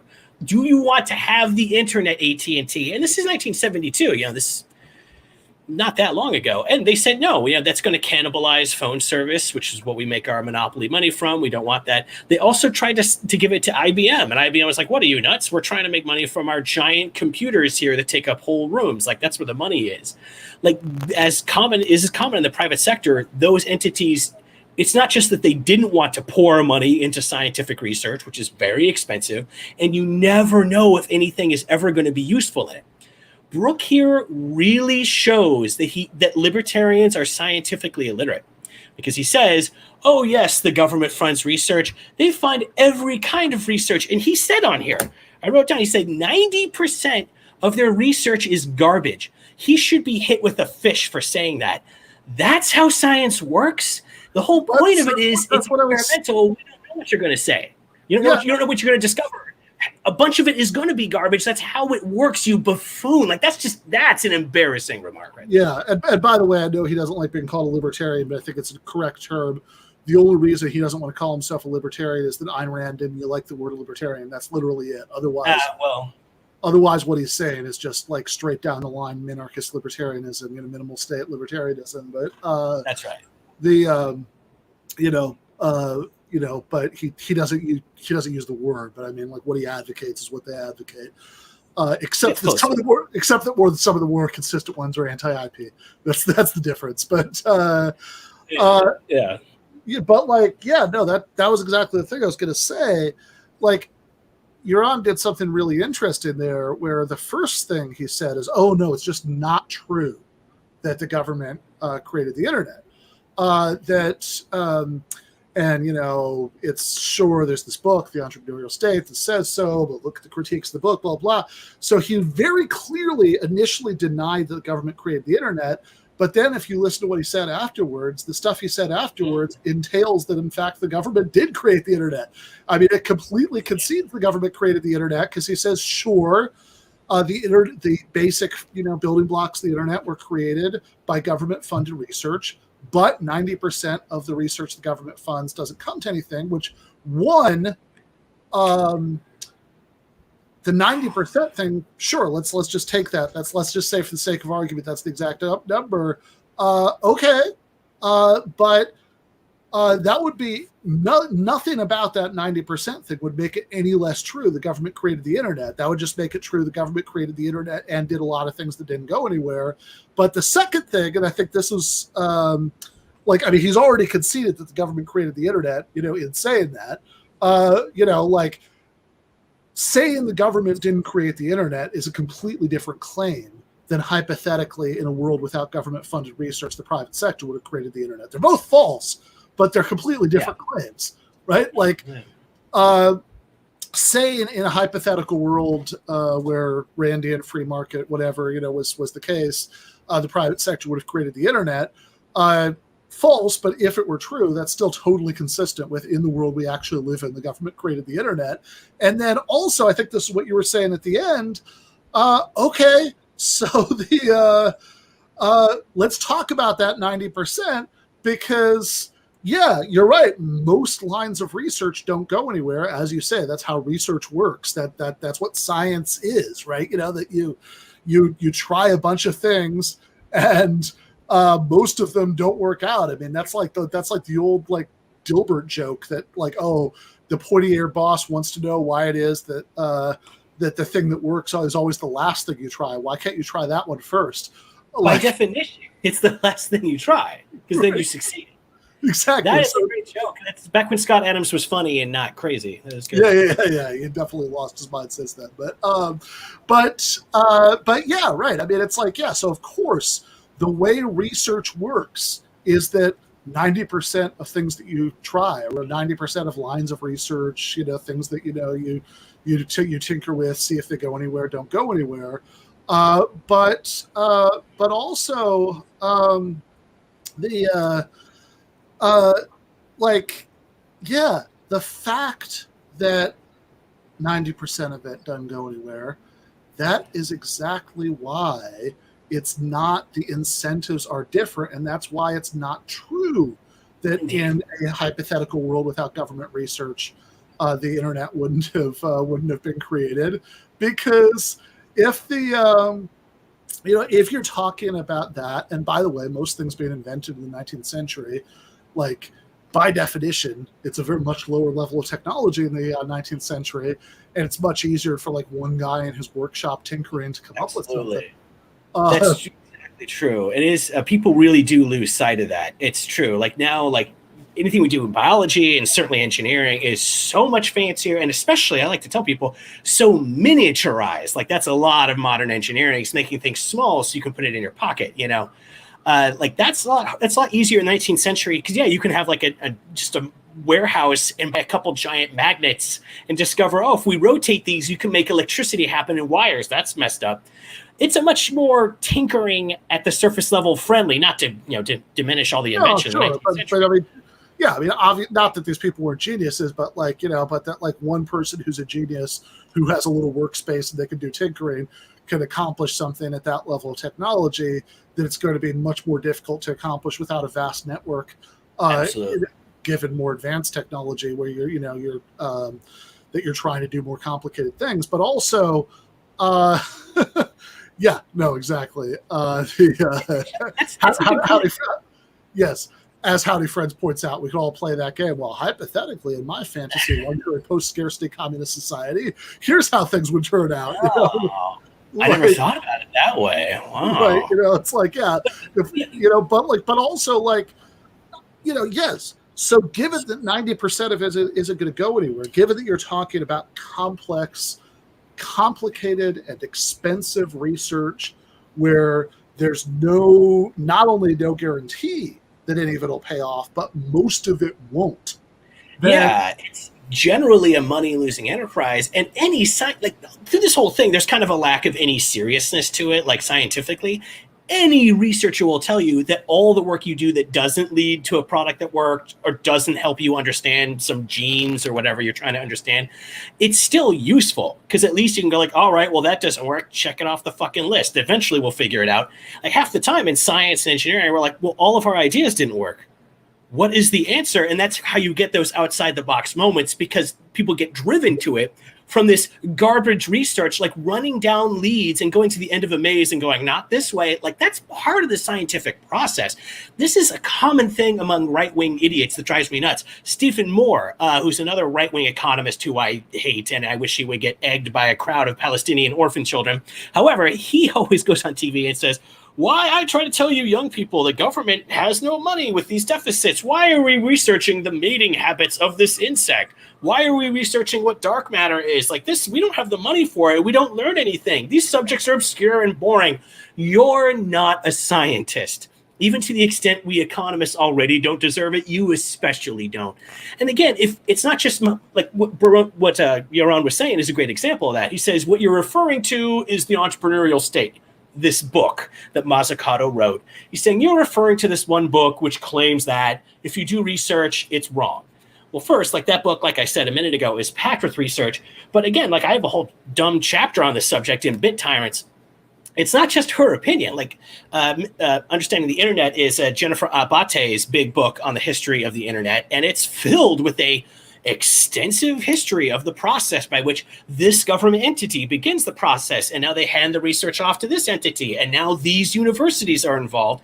And it's mainly the military's research arm, and then some of the more cutting-edge university research campuses, and they're the ones who did the actual work of getting to an internetwork, a system of uniform communication standards so that you can type something into a computer and send an email from a wired connection that goes over a radio signal that then goes to a satellite transmitter and then back to another wire or onto a radio on a vehicle. All those steps were part of the original feasibility testing that DARPA and its allied university campuses did in the early 70s when they were developing the full-on internetwork. Every step of it is through government-assured marketplaces, the government trying to get the private sector to care, and the private sector saying no. Again, we don't have to say hypothetical world where the private sector wouldn't develop the internet. This is that world. AT&T and IBM wouldn't take it for free. I say to you, that is enough to disprove this on its own. And just all through this, I mean, obviously, I get annoyed when it comes to people saying they're sophisticated and then just crapping all over themselves when they imagine how science works. That's very popular. There's tons of literature on this from many research scholars. It came through a group of publicly funded bodies because science is expensive and who knows if it'll ever work, which is why private companies don't generally have the incentive to do this kind of research. This is why the point from People's Republic of Walmart that pharmaceutical research that some insanely high majority, it's like 75 or 90% or something of genuinely new drugs and vaccines and such, new molecular entities are come from publicly funded labs, but the vast majority of private pharmaceutical patents the vast majority of them are just slight modifications of NMEs that were created in government labs, because that's the kind of thing. Look, we basically know this works, so that's the kind of thing where it becomes cost efficient to actually spend your money on research. Whereas if you're trying to figure out the basics that everything's going to be built on from scratch, from scratch, it's just not going to be an efficient use of your resources to try to figure it out. So yeah, once the internet exists, obviously it's insanely profitable for tons of companies to use it, but that doesn't mean that, hey, let's try a bunch of stuff just in case any of it becomes something like the internet is something that's going to, like, that the market is going to incentivize like a company to do. Of course it's not going to. And by the way, yeah. Oh yeah, just to say, like these guys do R&D, like the pharmaceutical industry and today the tech platforms, but it's not what we call basic R&D. That's actually an analytical category, in the study of research and epistemology. Like the fundamental research, and like you said, the new molecular entities, like those are discovered in various public labs where we can fuck around, and maybe it takes us a long time, longer than we thought. Luckily, we don't have to make money here. We have a research budget, it's limited, and yeah, there's a lot of fucking red tape that comes from applying for grants. That system could totally be streamlined in a number of beneficial ways. Like as always, there's one particle of truth in this stuff. So that stuff does kind of get on my nerves because I come out of biology, I should remind the audience. Like that was my undergrad stuff. So when people like he's so confident, like that's nuts. Here's how it really works. And then the story that's the opposite of every research subject I could find for the history of the internet when I wrote that book chapter about it. Like just so confident, and then just the opposite of what every piece of research says. It's kind of frustrating to see, And I mean, finally too, we should say, like you mentioned, like, well, in the 19th century, all that stuff, that's public sector. It's the military kind of is one of the big threads throughout the history of modern research, even before the modern era where it's so expensive and it kind of ends up being, big research labs in the universities around the military kind of dominate. Like, as far, like, go back to, when this radio developed, the 1910s and 20s, that's the frigging Royal Navy and the Italian Navy. That's who Marconi worked for, was developing signals. So these ships don't have to use friggin' flags and smoke that you can't see at night or in high winds. How about if I just beep, beep, beep, radio Morse code to each other? It's the Navy that wanted that. And all those telegraph operators were like, well, they can develop it first and then we can make money from it, So again, this is one of these big things about debating. Like it's all these little things that get said with extreme confidence on the other side. That's always where all the bodies are buried. I don't know why it's so consistently like that, but like that is something that you will see quite a bit. So don't be, don't shrink. That's usually when they're most confident because they're most insecure, I guess. Seems like well, I'd also say that Cat really wants out. I'll let him out as soon as we're started the video again. But I got mine here. It's freaking mine out. It's okay. but yeah, I was gonna say that also while we're talking about the 19th century, yeah, sure, lots of research should have been done by the military even then, I'm sure, but like but also like where did that money come from? Well, they got immediately diverted into this argument about slavery, where Yaron's also wrong about that, but big surprise. But also, here's something else you could say about the 19th century.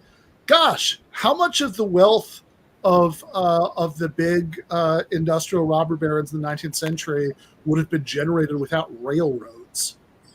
Oh yeah, like that was that's the interstates of that whole century, and that's nothing but a government land giveaway / outright cash subsidy program. It's amazing how much support that sector got and how completely reliant that whole early industrial economy is, from the slaves, cotton, all the way up to the northern textile industry in the 19th century. Like cotton was the oil of that era. People say like, oh, slavery didn't have that much economic impact for today. A lot of people running from what they imagine critical race theory is today have this similar view. He's very upset about, agenda-based research in the 19th century. Like that's all this is, but it's like what you said earlier about how he reacted to the internet being publicly developed. They said, oh, that's crazy. And yeah, they did, but that doesn't mean they were good. It's like when people use multiple explanations. Honey, I didn't cheat on you. And if I did, it was because I love us. Like that doesn't sound right. No, exactly. And so, the slavery thing, it's like, okay, like the jump, like just the inference from the South was much poorer than the North, to therefore slavery was like bad for economic growth. It's like, well, okay, first of all, South was a hell of a lot poorer than the North for now, right? The South is poorer than the North now, but like, whatever, like certainly much more dramatically, much more uniformly, for a long time after slavery. But the South is poorer than the North because agriculture is less profitable than like textiles and shit like that, right? Like industry and finance, yeah, Right, exactly. Like there are a lot of industries that are more profitable than agriculture, but many of those industries were fed by stuff that was being produced by slaves, and the idea. And of course, it is certainly true that at a certain point, the economic interests of Northern industrialists came into conflict with the economic interests of plantation owners, and thank God that's why we got the abolition of slavery, right? But not the only reason, but I mean, without that, the Civil War wouldn't have happened the way that it did. But also during a crucial period of early capitalism, it was absolutely being built up by slavery, because there are lots of there are lots of industries, stuff like cotton or like sugar in places like Haiti that were like basically, given the way that they were harvested at one point historically, like good luck getting free people to do that, and it's not, my wife just came in and let the kitty out. Don't worry. But it's not,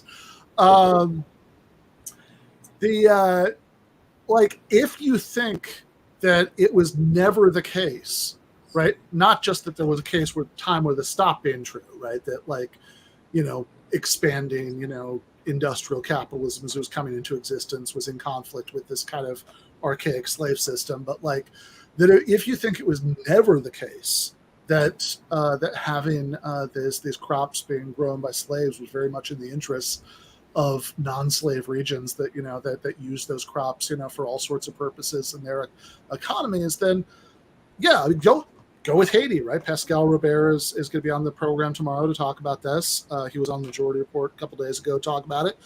Why is it on this view of history that France fought so hard to preserve slavery in Haiti? Like what's their motivation there?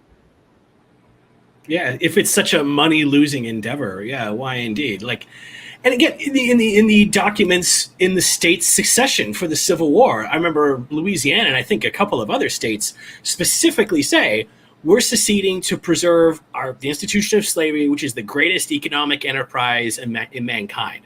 Like they all say, we're leaving the United States not for states' rights. We're leaving it to keep owning black people and selling their children because, oh my God, the money from it. Like they're fairly, I mean, I can read, like that's a pretty open statement. If you guys want to make that, conservatives want to make that claim, I mean, they should at least explain why the secessionists got it wrong when they said themselves that that's what they were doing. I mean, and again, the Gilded Age stuff too was always stunning to me. And this is something I did get into a lot when I debated Yaron was, again, like I said before, I always like to say, well, why did we make these regulations and laws and labor restrictions? What happened before we had this? And before all of this was the Gilded Age. It was the 19th century, and it's huge economic growth, constant economic crashes, poison being sold as products. You need mercury to control your chlamydia, and child labor, and the biggest billionaire. Well, those days millionaires. It's pre-20th century inflation, but it's huge growth and constant crashes, world-controlling billionaires, child labor, rivers literally on fire because they're so filled with chemical waste and trash. I wrote about that when I was writing about fracking for Dollars and Cents a while ago. Like Ohio rivers are known to have caught on fire like many times. Flaming water. So that's good. There's no need for the EPA. As soon as you look back to how these things really were, it's so ugly that I'm amazed these guys are willing to refer to the era at all. Although I wasn't exactly sure what point he's getting to about slavery, because I have seen conservatives finesse that a couple ways. So I'm actually not sure exactly what point, or if he's made it already, or if he's still getting to it. But yes, it'll be historically wrong, I'm sure. Yeah, slavery was very profitable. I always think of the Barbara Fields line about the how ridiculous it is to talk about the history of racism as if the primary purpose of slavery was the production of white supremacy rather than the production of sugar, tobacco, and cotton.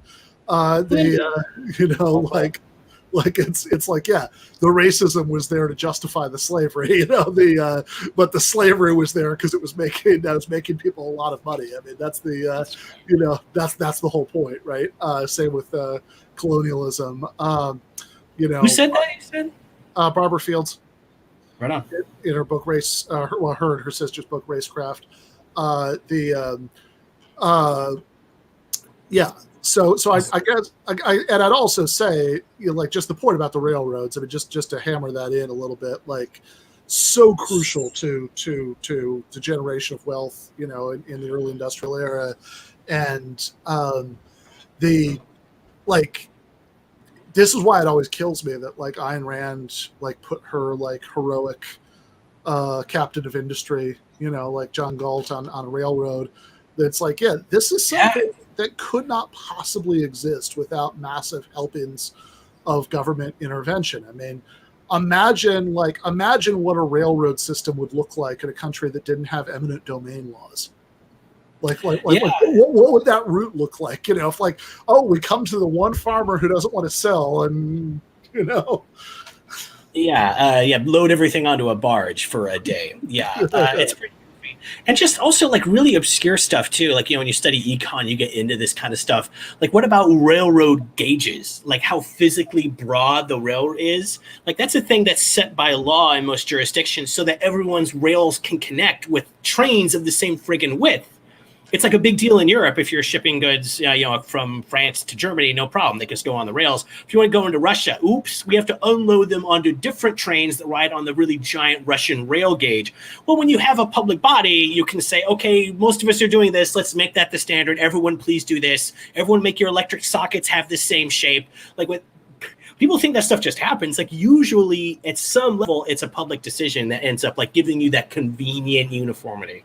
Oh yeah. So yeah, there's one other reason. I love the electric socket example, right? Like, because that's like, yeah, like how good would that be for business? This way, like, if anybody could just have whatever socket be whatever shape, and good luck to you if yours didn't fit in here. Exactly. Now we bitch when we go overseas because you have to use, the goofy UK one. Like, we go, oh, it's so annoying. I go to another country and they don't have this, because states don't work across, governments don't work across state lines in that era to do it. So you're stuck with it. You're like, yeah, if you're annoyed by the UK adapter, then you should be trying to get world government so we can have more globally standard fixtures for our dumb appliances. Just to throw that in there.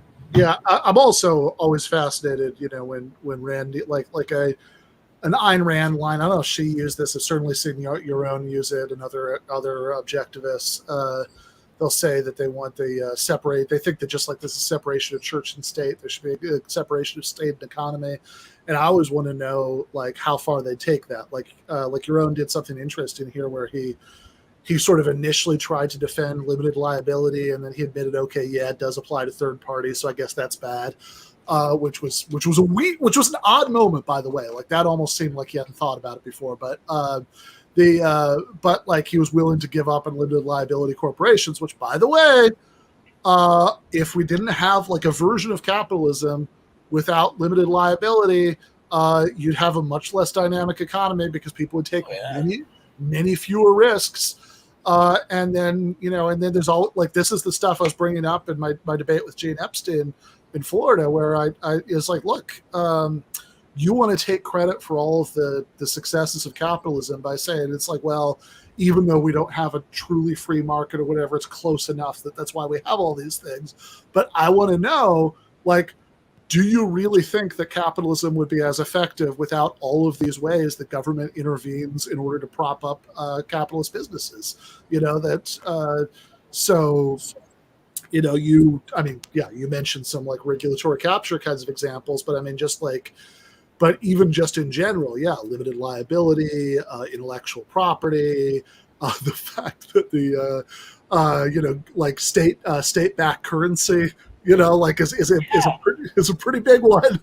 I was just thinking of that because that's a thing, something I should have mentioned, the Gilded Age thing. Back then, banks made their own money in much of the U.S. and it's the worst havoc and useless currency. So many people work their whole lives. Oh, that bank's currency is useless now. They closed. There is no Illinois Continental United, so that money is useless now. Like that's, and there's nothing these guys hate more than the Fed and the Treasury Department. But like that's completely a creation of like a uniform currency requirement.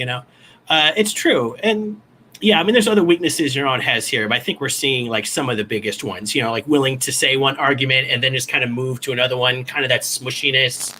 That could be good when you're debating because it means you're not too stuck to a position, but it also like kind of rings kind of fun. Again, it's like when you, honey, I didn't cheat on you. And if I did, it's because I love you and I want this relationship to work, but I didn't. But if I did, it's good. And you have to accept, like when people use multiple explanations, just immediately rings false. Yeah, for sure.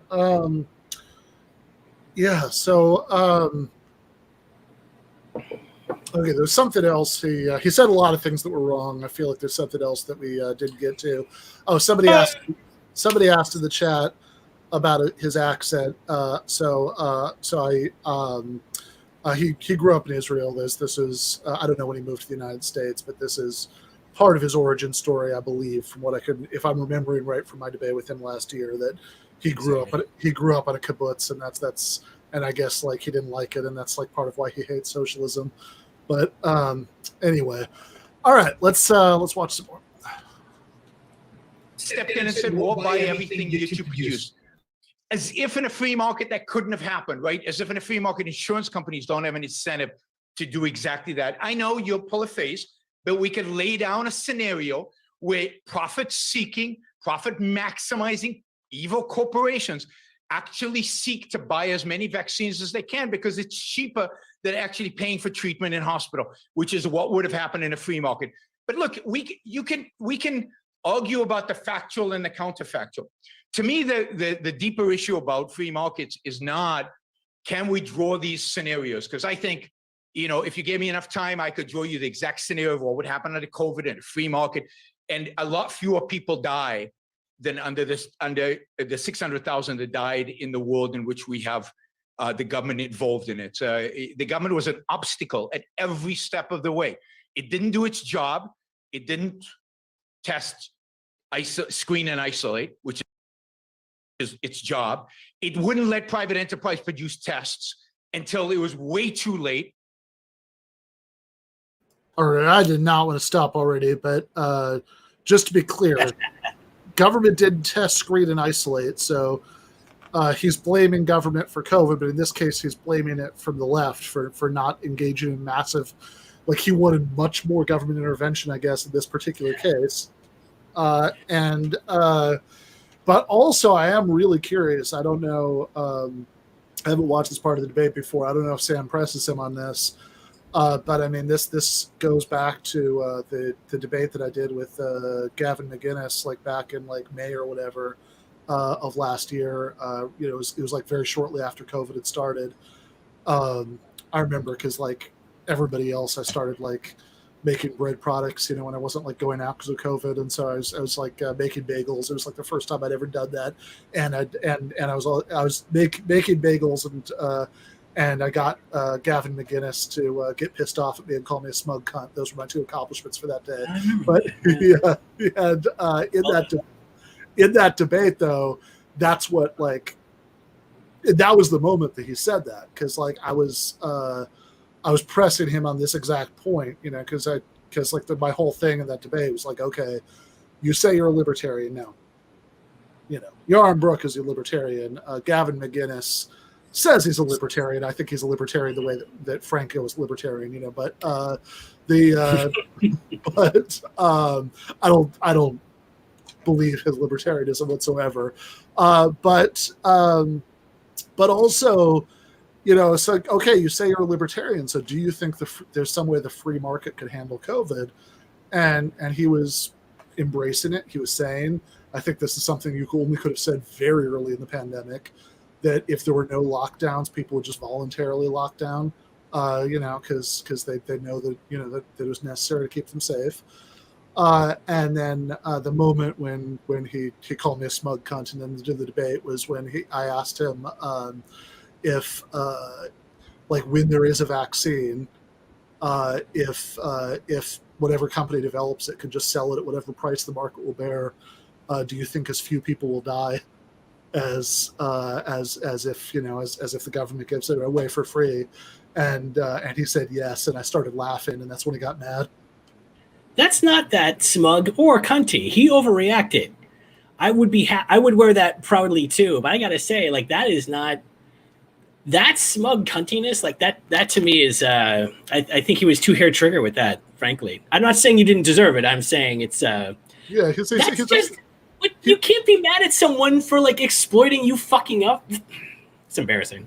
He's a he seemed very he seemed surprisingly sensitive, given his public persona. But anyway, yeah.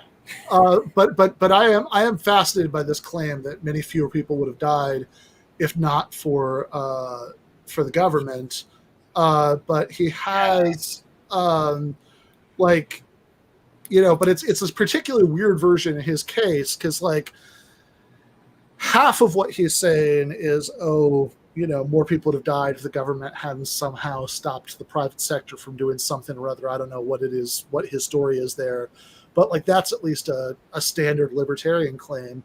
But also he's saying that they didn't like what did he say? Isolate and test people. Yeah, you weren't doing enough testing. Why weren't you doing your government job that I abruptly expect from you?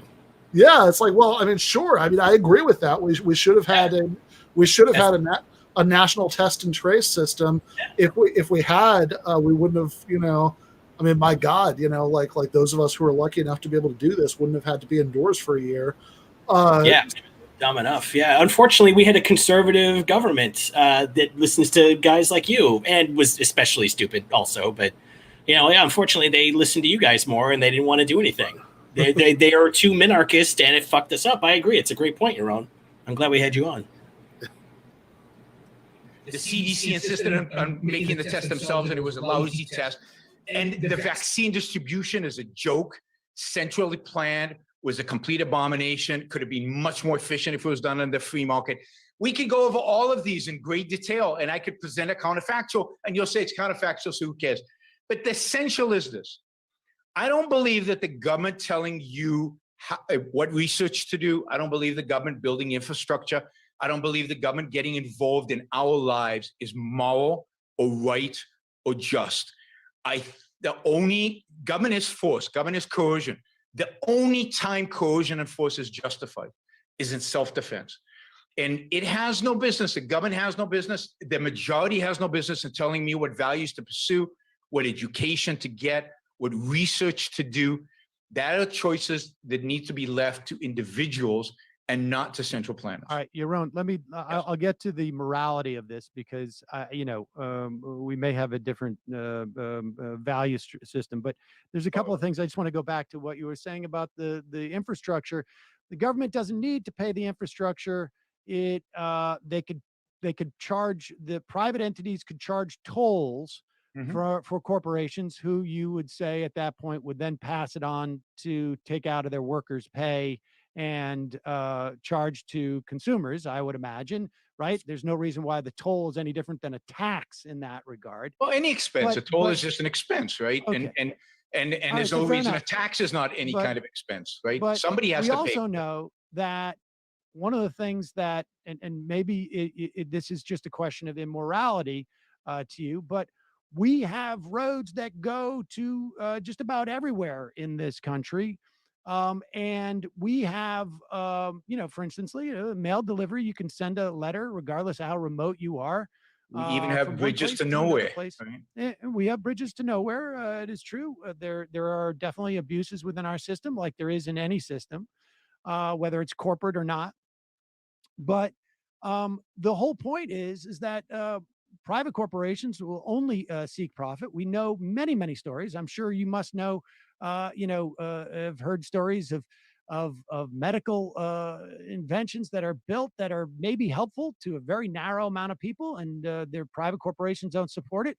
I can tell you that living in an area where there was a tremendous amount of Lyme disease, there was a Lyme vaccine that existed 40 years ago that was about 70% effective, but it was just not profitable for the company at the time. And maybe there's one coming back now with some government intervention and support of that, because the profit motive is such that it wasn't compelling enough. So we're going to see a Lyme vaccine in a couple of years now. Apparently. That's But really that's an bizarre, example. Sam, because if you think about the number of drugs that are being researched and being produced and being investigated, and the number the FDA approves, and the cost that the FDA, the amount of money that the FDA causes a drug to cost these days, the idea that it's private enterprise that is restricting drug supply and not the FDA and not government restricting drug supply is bizarre. And the fact is that, for example, I'll give you a quick example. There was a drug that people who had arthritis swore by this because they live in excruciating pain, and there was one drug that would actually reduce their pain.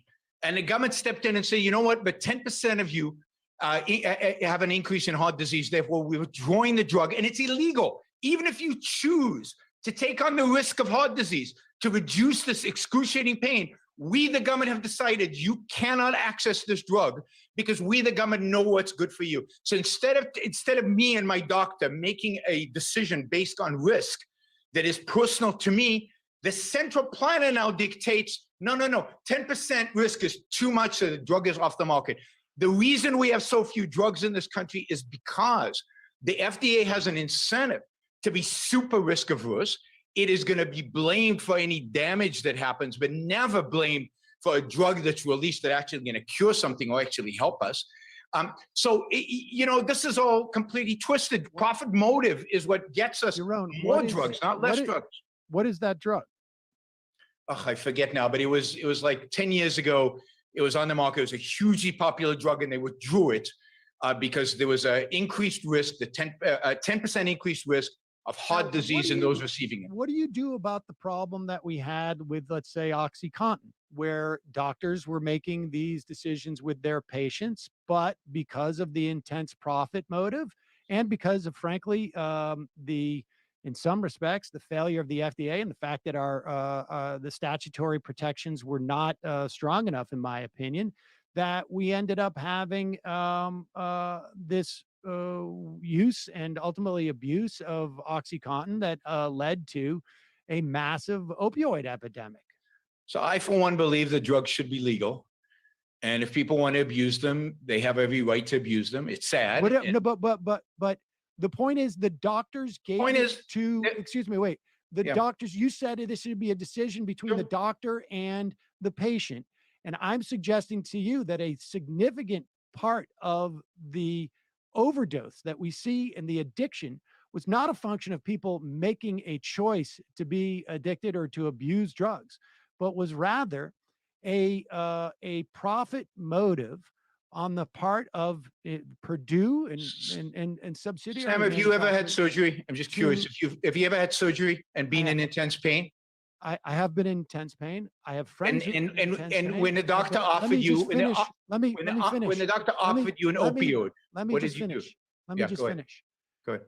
The profit motive drove these salespeople and this company to make doctors believe that this was not addictive in the way that the doctors understood OxyContin could be, or that this type of opioid could be.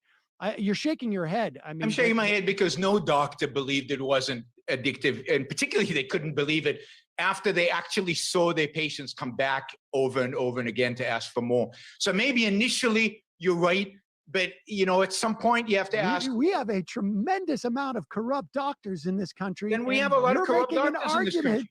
That to allow, listen, Yaron, just listen to what you've just said. I know. 2 minutes. I know. You have said we need to allow doctors to have an unfettered relationship with their patient, and all of these doctors knew they were giving a highly addictive drug to their patients, and they turned the other direction, which led to incredible.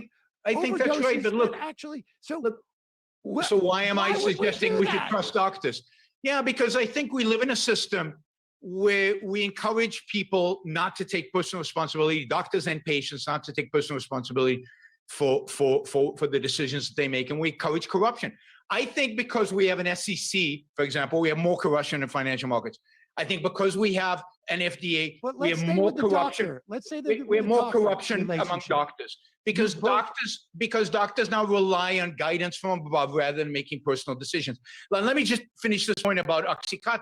Look, when a doctor offered me, this is years ago, when a doctor offered me opioids after a back surgery because I was in intense pain, I said, maybe not, right? These are addictive, right? I knew that. You knew that. Everybody knows opioids are addictive. Everybody knows opioids are addictive. And what we do is we shrug off. Who's ever been addicted to that pain medication? Yeah, and they rationalize it away, but they knew what they were doing. They knew what they were getting into, really? And it reduced their pain, so it was excusable, and they could, they could justify it to themselves because the pain was going away. But it doesn't take much research to discover. You just do a Google search, even 5, 6, 10 years ago, and you would have discovered that any one of these drugs was addictive. We don't want people to take personal responsibility. We don't. Yeah, this is just like real like sociopathic stuff. I mean, the anybody who's ever it's gonna be tricky to do this without saying things that are not public, but like anybody who's ever known anybody, and in 2021 the chances are that like statistically I know somebody, you know somebody, everybody who's watching this knows somebody who has struggled with prescription opioids or with heroin or with like any of this stuff. It's like just saying like, oh yeah, well, people want to abuse drugs, that's their deal, it's their whatever. Like, I mean, yeah, I hate the war on drugs. I want to I obviously want an approach that's focused on treatment and that's not carceral, but like that is just fucking evil just to say that, like, it's like, God damn it, tell that to somebody who like, has, anybody who has somebody they love, who's like, who's hopelessly addicted, who's died of an overdose, who's had an overdose, but somebody was able to call 911 in time. I mean, like that is really twisted stuff. Yeah, indeed. And I got to say here, the way that Sam takes this is very interesting. This isn't the way I would have gone with it. But yeah, one of my very best friends is in recovery herself, so I think this reaches everybody. To say that people go in with their eyes open, I mean, this is a great example of another dreadful thing that economists and libertarians believe: rational consumer behavior. Like, you don't consume anything without being rational, without learning all the pros and cons. You don't buy a product without looking at all of its hard characteristics and the price and comparing it to the other products. People do that when it's big purchases, when it's cars and laptops, and especially when you buy a house. You'll pay someone $1,000 to come appraise the house for you, because the purchase is so big, it's worth your time. But if you're walking home from a bar when it closes and you walk by a burrito truck, you don't go, I should compare the price and quality of this burrito to the other burritos. You go, you just eat it. So saying that people are totally irrational is crazy. Like, you and I use smartphones, Ben. I mean, did you read the entire terms and conditions of the phone and the operating system software and the app software? I didn't. I doubt anyone does. It's page after page of baffling legalese that you won't even understand, And so to say that then when you go to the doctor and they prescribe a pain pill, I mean, even there, at least it's a medical environment. The doctor's going to say something to you. One imagines. Most people get on drugs from people they know. And I got to tell you, when my friends were doing drugs in my young drug-doing phase back in the great state of Indiana, back there, we knew relatively little about the source of our commercial marijuana and the growing conditions of the psilocybin mushrooms we took and so forth. To say that people go in with their eyes open to drugs that you can get, stuff like this that you can get really addicted to, and that really does, like, is notorious for wrecking people's lives. I mean, yeah, it's cool, but that's just so dumb. Like, that's not true. for what it's worth, I'll just add this and, see what I want to say. But like, to me, Sam brought this up because he was making a point about how, it should be up to you and your doctor when you make a decision. Who the fuck experiences that? When I go to see my doctor and maybe you need a scan or something else, is it you and your doctor who make that decision? No, your doctor says, okay, well, we'll see what the insurer says about it. We'll call them and we'll see what they say. And it's the insurance you get through your job if you're most people. And, you can't change to another company, that has different, policies about what they accept as life-threatening versus cosmetic.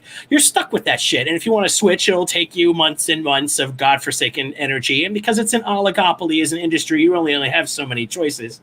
It's kind of dumbfounding to me the libertarian would take that space to argue, because who decides their treatment with their doctor or nurse? Freaking nobody. Your insurer tells you, and of course you can still get it, but it means you're paying out of pocket for that scanner, which is priced to defray the cost of that scanning machine, so it costs thousands of dollars.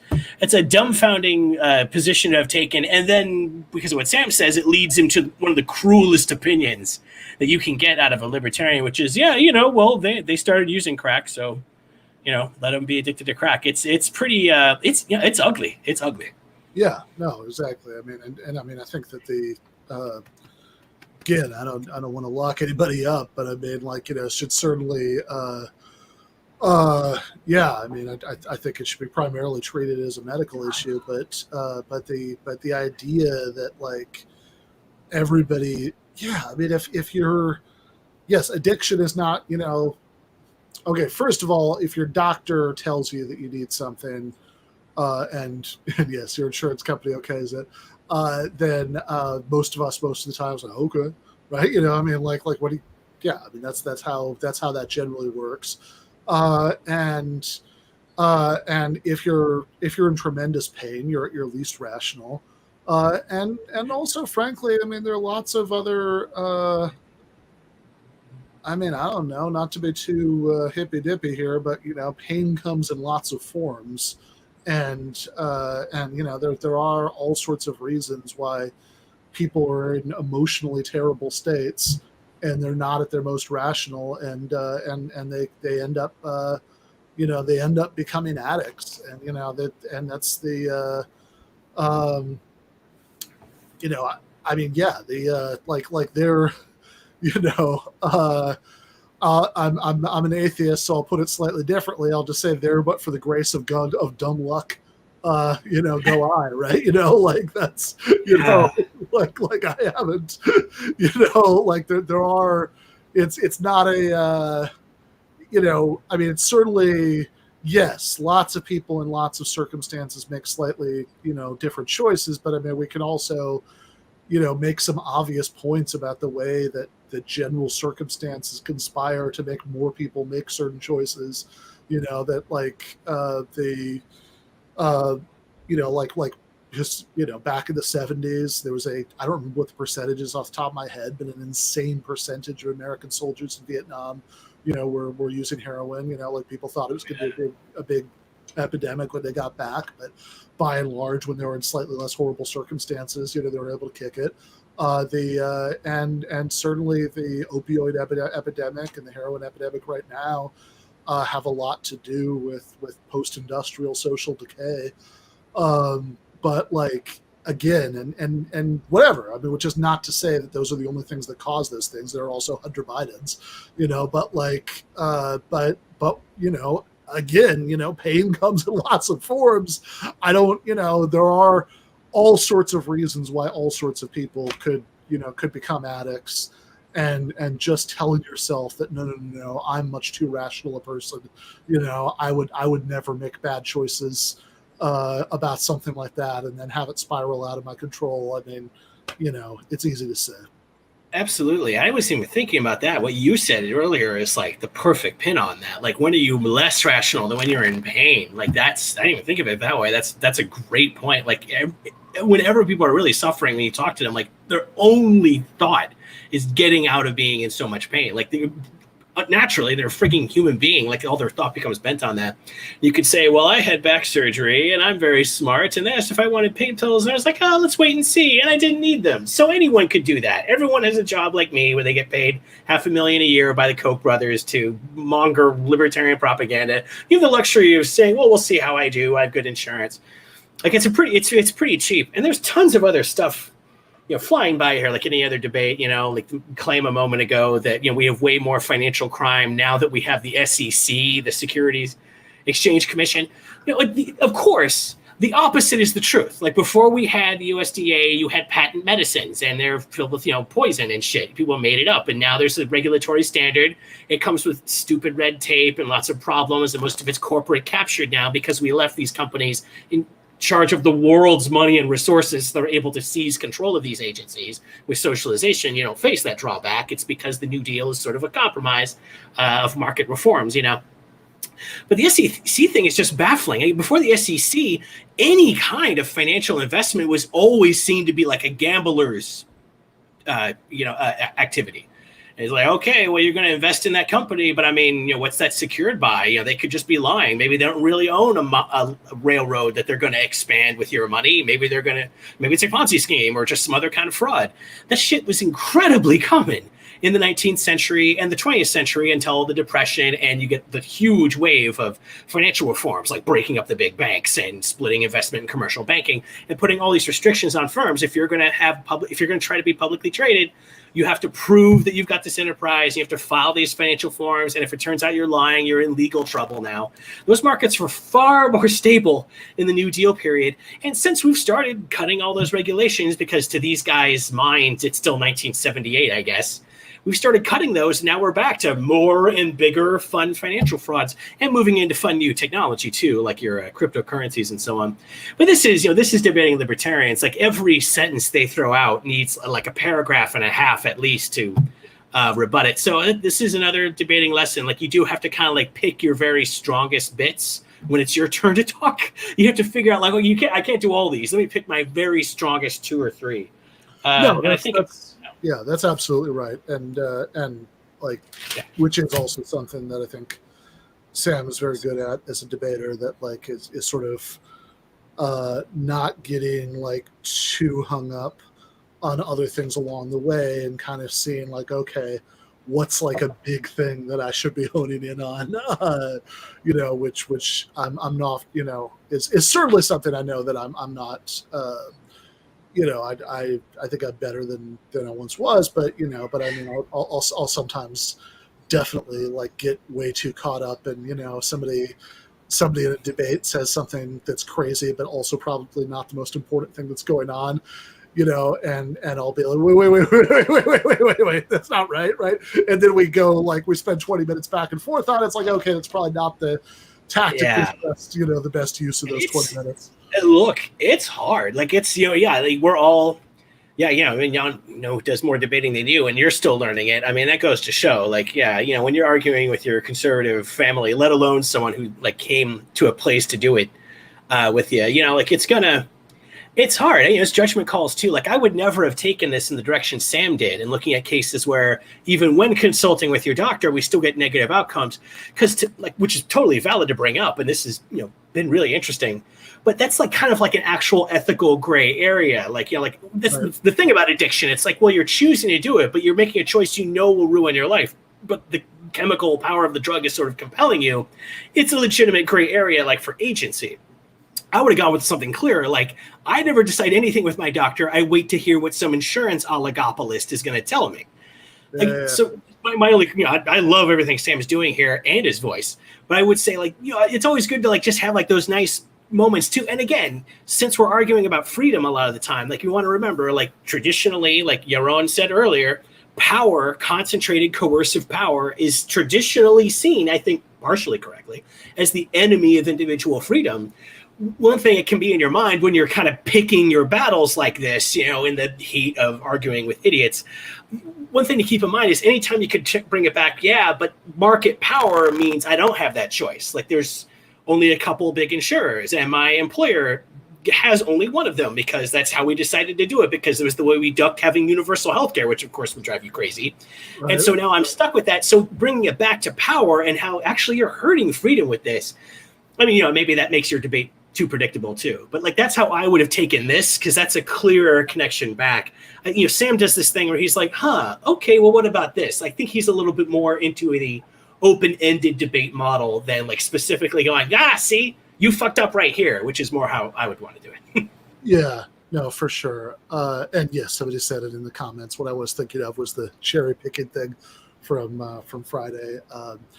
Had the guy I was debating a couple of days ago said that like the thing I was saying about worker cooperatives was cherry picking, and then like I was trying to figure it out because it's like, this is statistical claim about all worker cooperatives. What are you talking about?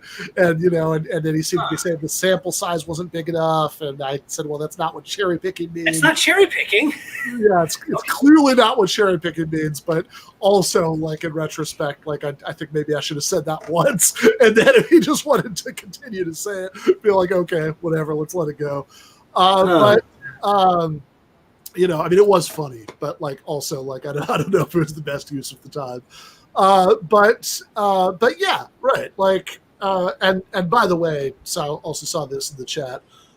Nobody is saying that regulations aren't effective. Regulations are less effective because of corporate regulatory capture and and et cetera, et cetera, et cetera. But that doesn't mean that it's not still a better situation than not having these regulations. That would be a very different claim.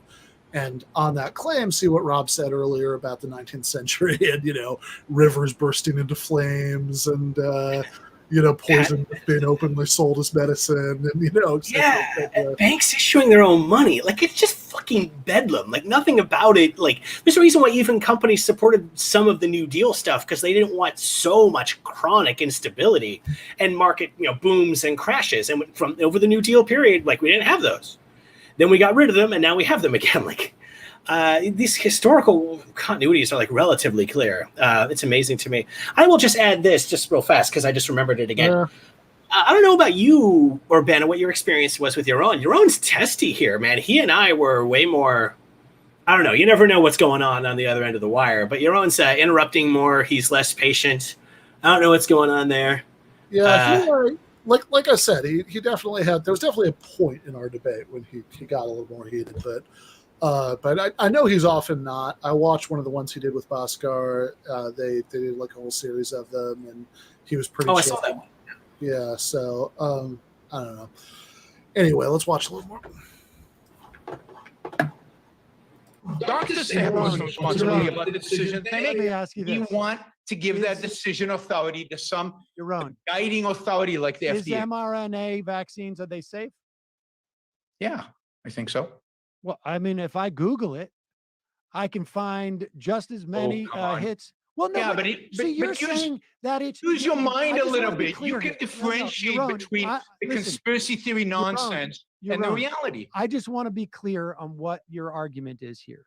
Your argument is that the literally tens of thousands of deaths that we've had as a function of addiction that started with OxyContin, you're arguing that the doctors were unscrupulous and the patients failed to understand the implications of the medicine they were taking. And that, okay, this is where our worldviews really diverge, because I don't believe that we can have a functioning society where every patient each has to know the implications of every medication they're taking so they can fact check the doctor, who apparently is willing to be unscrupulous to the extent that they can, because they're aided and abetted and encouraged to be corrupt by the existence of government agencies. I don't disagree with you. That would be a rotten world, but I don't believe that's the kind of world you would get. I believe that is a world that we have gotten because of the kind of role we've allowed government to take. We have delegated to government authorities so much of our personal responsibility, both as doctors, as pharmaceutical companies, and as individuals, that yes, you cannot just take the world as it exists today and snap your fingers and yes, everything happens. Incentives matter. And when you create perverse incentives, which is what the FDA has created, you get perverse results. And that's what we got. And you're getting the same with mRNA right now. The reason there's so much, conspiracy theories about this is because people have lost trust in our government, and you get one central authority saying thumbs up, thumbs down. And we're living through that. It's a sad and horrific state that we have right now. Well, we're not trusting scientists to be members of some kind of elite. You've just described the entire opioid epidemic as a function of unscrupulous I think it's a function of the system that we have today, which involves the FDA and unscrupulous doctors. Yes. And ignorant patients. But you're suggesting, in the absence of the FDA and the government, that everyone would trust Pfizer, or that they would all do the right thing, because why? How would the incentive structure be different? Because first of all, think about what happens if you don't. Think about how you go out of business and how much you suffer when you go out of business if you screw it up. It's a big deal. But let's wait a second. Let's take that world. That because that's an interesting thing, because I'm thinking about the builders of that building in Florida. Sure. Now, maybe they would take a hit now if we knew who they were. Maybe they're still in business. But it also suggests that the way that corporations, which we know, and you've made it clear, are just people who have a legal protection. Those people, 10 years down the road, they're gone.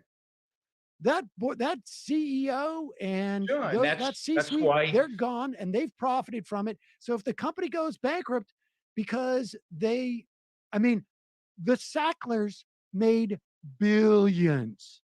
Yeah, they don't have them. They don't have those billions anymore. Oh, they do. They very much do. They don't, and they were pretty well off even before this. I literally just interviewed the guy who did the story on the Sacklers. They very much do have billions of dollars. But again, I don't think they are the only party responsible for what happened there, and a lot of people are getting off the hook on it. But then everybody gets off the hook. Like, the point is, there's no guarantee in life. Look, we have the system you want, or close to it. And a building inspector went into that building and returned every 10 years. The government sent a building inspector into the building in Miami, and they still didn't get it. They still blew it up.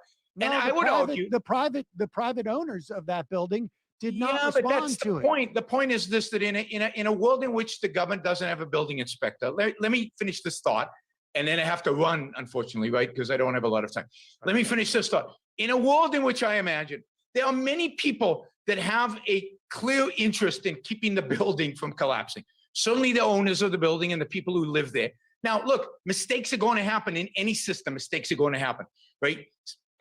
No system is going to guarantee that no buildings ever collapse. No system is going to guarantee that no people ever get sick from a drug or sick from food that they eat.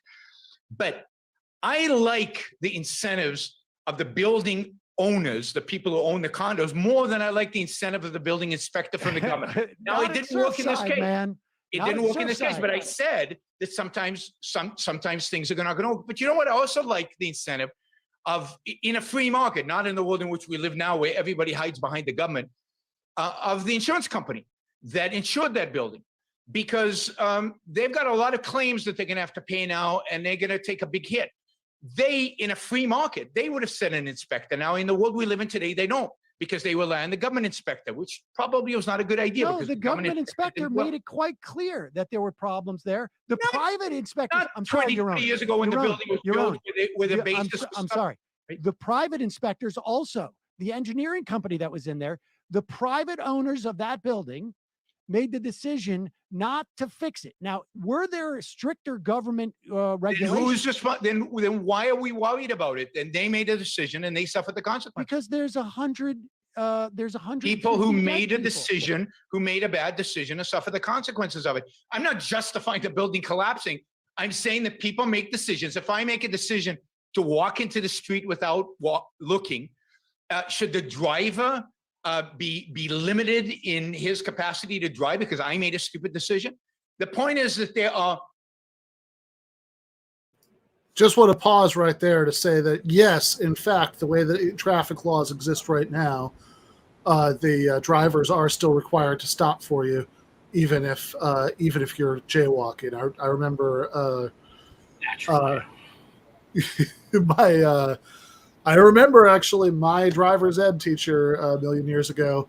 Somebody asked him in the class how, if you pedestrians have right of way, even if they're jaywalking. And he said, yes, we do not have the death penalty for jaywalking. Which, great teacher. Great teacher. That's funny. That's a good gag. That's a good teaching right there. And you still remember it. That's how. That's true. That was 1996. That's still in my memory. So there you go. That's a great gag. 25-year-old gag. Yeah, that's 25. Yeah, exactly. So it's like, yes, even if somebody jaywalks, you do still have to stop for them if you possibly can, and not to mention, of course, that if somebody's jaywalking or just at an intersection but they didn't stop to look both ways, and you can't stop because you're driving way, way, way too fast, then you're also legally responsible for that. Like this idea that everybody should be, whatever, we'll play it out. There are only a few minutes left, but the idea that everybody should be worried that you just can't, that people don't have a right to just take it as a given that any building that's available for rent meets some minimum safety standards. That no. Yeah, it's not a foolish decision to get a condo. That's not walking in front of traffic, Yaron. That's it's not, because in any functional society, that's not on the renter to make sure that the condo isn't going to collapse because they're ignoring basic safety standards. I mean, that's that's like saying, it's like the old thing about the. I know it's an urban legend, but the thing about that old urban legend about people would like to stick razors in apples or whatever in Halloween. Let's say somebody actually did do that, you eating that apple. That's not a reckless decision, right? That got yes. Your Honor, those kids ate those apples. They could have run them through a metal detector or a magnet or put some iron filings to see if a magnetic field was, Your Honor, at best, I share the blame. At most. That's kind of incredible, there's a lot here. We could run it all down at the end, but this is pretty, there's a reason why so much of law runs on a reasonable expectation. You have a reasonable expectation, that house, that the building, that the condo management or condo association is ignoring the advice of the building code inspector.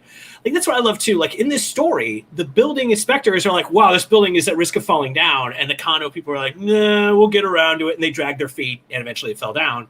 And in the story, Yaron still blaming him. And I was like, why do I have the idea you'd blame him also if he said, no, this building's fine, it can't fall down? The public inspector did his part, and he's still to blame here. That's why I always is these moments where, okay, you're making me think that there's no course of action here that you would see as justified publicly. Yeah, and by the way, just to be clear on this, yes, we need tougher enforcement of building regulation. That's the point. What we have right now is inadequate. But if you're talking about regulations versus no regulations, the fact that this is a big news story is relevant. They mostly don't fall down. Yeah, because people don't drag their feet as badly on inspection. There's stuff to say about this, but this is. I love this image here right now too. This is good. Yeah. All right. Let's watch the last 5 minutes of the debate. What you want is for the people who make the decision to suffer, to benefit from the consequence of their actions. If I make a decision to take Oxycontin, knowing it's addictive, and I become addicted from it, that's my problem, not yours, and not mine, and not anybody else's. I believe people should pay for the mistakes that they make. I think that we have gotten to the rub between us. That for you, the morality, as far as I can tell, is that consequences, if they can be directly attributed to a mistake that individuals make, are just, that's just the way it is. For me, my morality, I guess, to use it your term, is that society should try and diminish and mitigate the suffering of other people. Yeah, that's a big difference between us. My view is, if you want to mitigate the suffering of other people, you should be able to do that freely. To force me to help you mitigate the suffering of other people because it's your value, but if it's not mine, that is immoral. It's immoral for you to impose your morality on me, even if you're in the majority. I have to say too that not every, but many of the conversations I've had with libertarians, the ones who are more coherent, and I count you as one of those, ultimately comes down to there's a certain frustration that they have that the vast majority of Americans subscribe to the idea that society should mitigate mistakes that people make, like things like, and that society should be designed that way, and that it is frustrating for people like you to live in a country where most people feel that way. Oh, absolutely. We try to educate people not to feel that way. But yes, I would like to live in a place where people are free to aggregate their efforts together to mitigate problems that they see fit on a voluntary basis. I don't believe in coercion. I just don't believe in force. I don't believe anybody has a right to force somebody else except to do to something protect property. That is protect. I'm all for protection. I'm protecting your life. Police should protect your life. I think property is an extension of your life. But property is part of your life. I mean, you can't separate the two. Wait. If I need to produce stuff in order to live. What about government protecting your life if you if the building falls? Like, because not every one of the 150 people who died in there made that decision. Sure. The children didn't. They were shareholders of a building, and they had representatives. The shareholders are owners, and they're responsible for the decision making the decisions they make. But it's to protect your life from somebody else using force against you. It's not from nature. I mean, a hurricane might blow through here. I'm in Puerto Rico right now, and I don't expect the government to protect me from the hurricane. I do expect the government to protect me from somebody trying to shoot me in the street. Did the government help putting electricity back on there? Well, the government destroyed the electricity grid, and then it rebuilt it in as bad of a shape as it was originally. So the next hurricane, it will go out again. Was that drug, incidentally, people are saying it was Vioxx. Is that the case? Vioxx, yes. Thank you. It was Vioxx. Yeah. My understanding is that was a recall that they did themselves, but maybe that's incorrect. No, it's the FDA forced them. Vioxx had been taken by some 4 million Americans. Out of those patients who took Vioxx, the arthritis drug may have caused approximately 140,000 heart attacks, resulting in an estimated 60,000 deaths. This is according to an FDA investigation.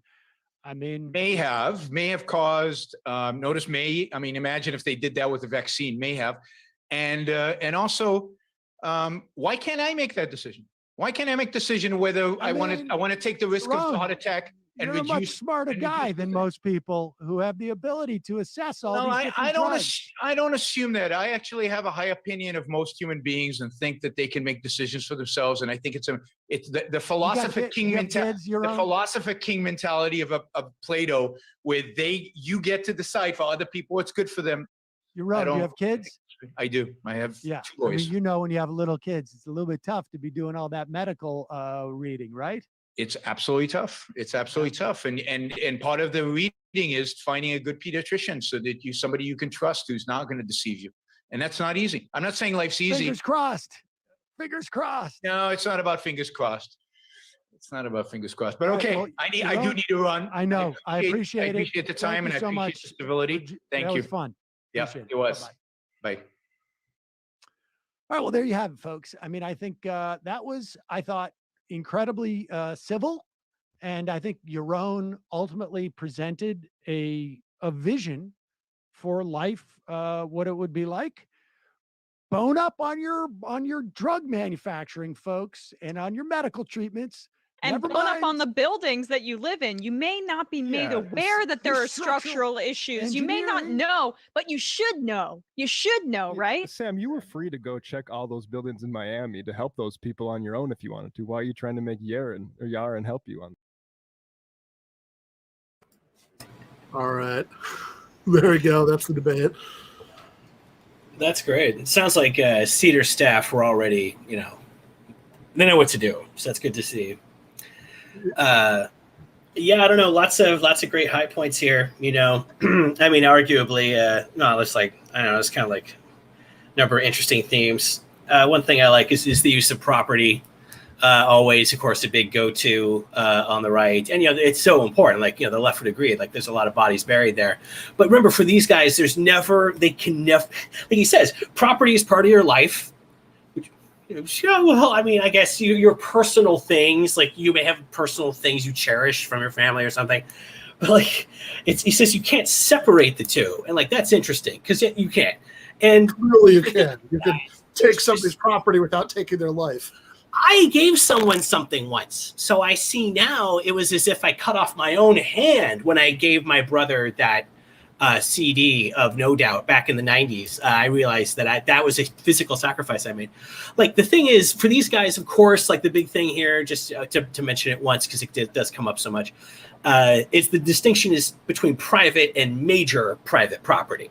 Personal and major private property. Your personal toothbrush and your personal little effects and your copies of books and your smartphone and so on and your clothes. Like these are things like that are personal property. Like everyone needs most of these things. They're pretty basic effects for most of us, unless you have one of those crazy world-class clothing collections or something, or a collection of classic cars. These things can get big. But the difference is between that and like large scale property, or what we call productive fucking property. If I have an apartment and I decide to paint it one color versus another, like that's within my personal freedom because no one's affected by that decision but me.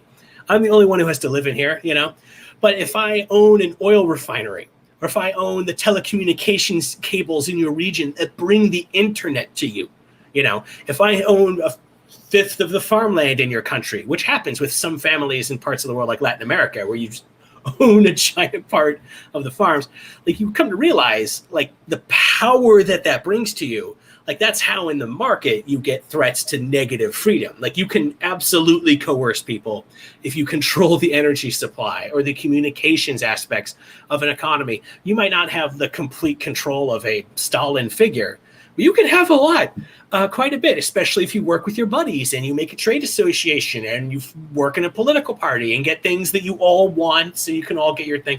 Because you're going to be organized. You keep your workers from organizing because that's bad. But when you're organized, that's useful.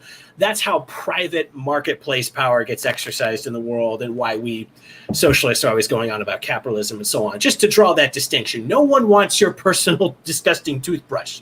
That's personal property. It's not productive property. They're both private under capitalism, but only one gives you power. Right. Alec. George, I might be mispronouncing this, Kateb, but I saw Corey Robin quoting this a long time ago. It's always stuck with me.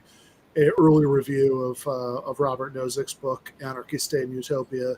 Kateb says, quote, "I find it impossible to conceive of us having nerve endings in every dollar of our state." Which is exactly the distinction you're making here, right? I mean, this is what like libertarians always, or a certain kind of libertarian really likes to do, is to run together, your life and your property as if these are exactly the same thing, and of course they're not, right? I mean, like one, of course, yes, the distinction that you're making is a crucial one that socialists have always made distinctions between personal property and private property and the means of production. That's in the Communist Manifesto, that distinction.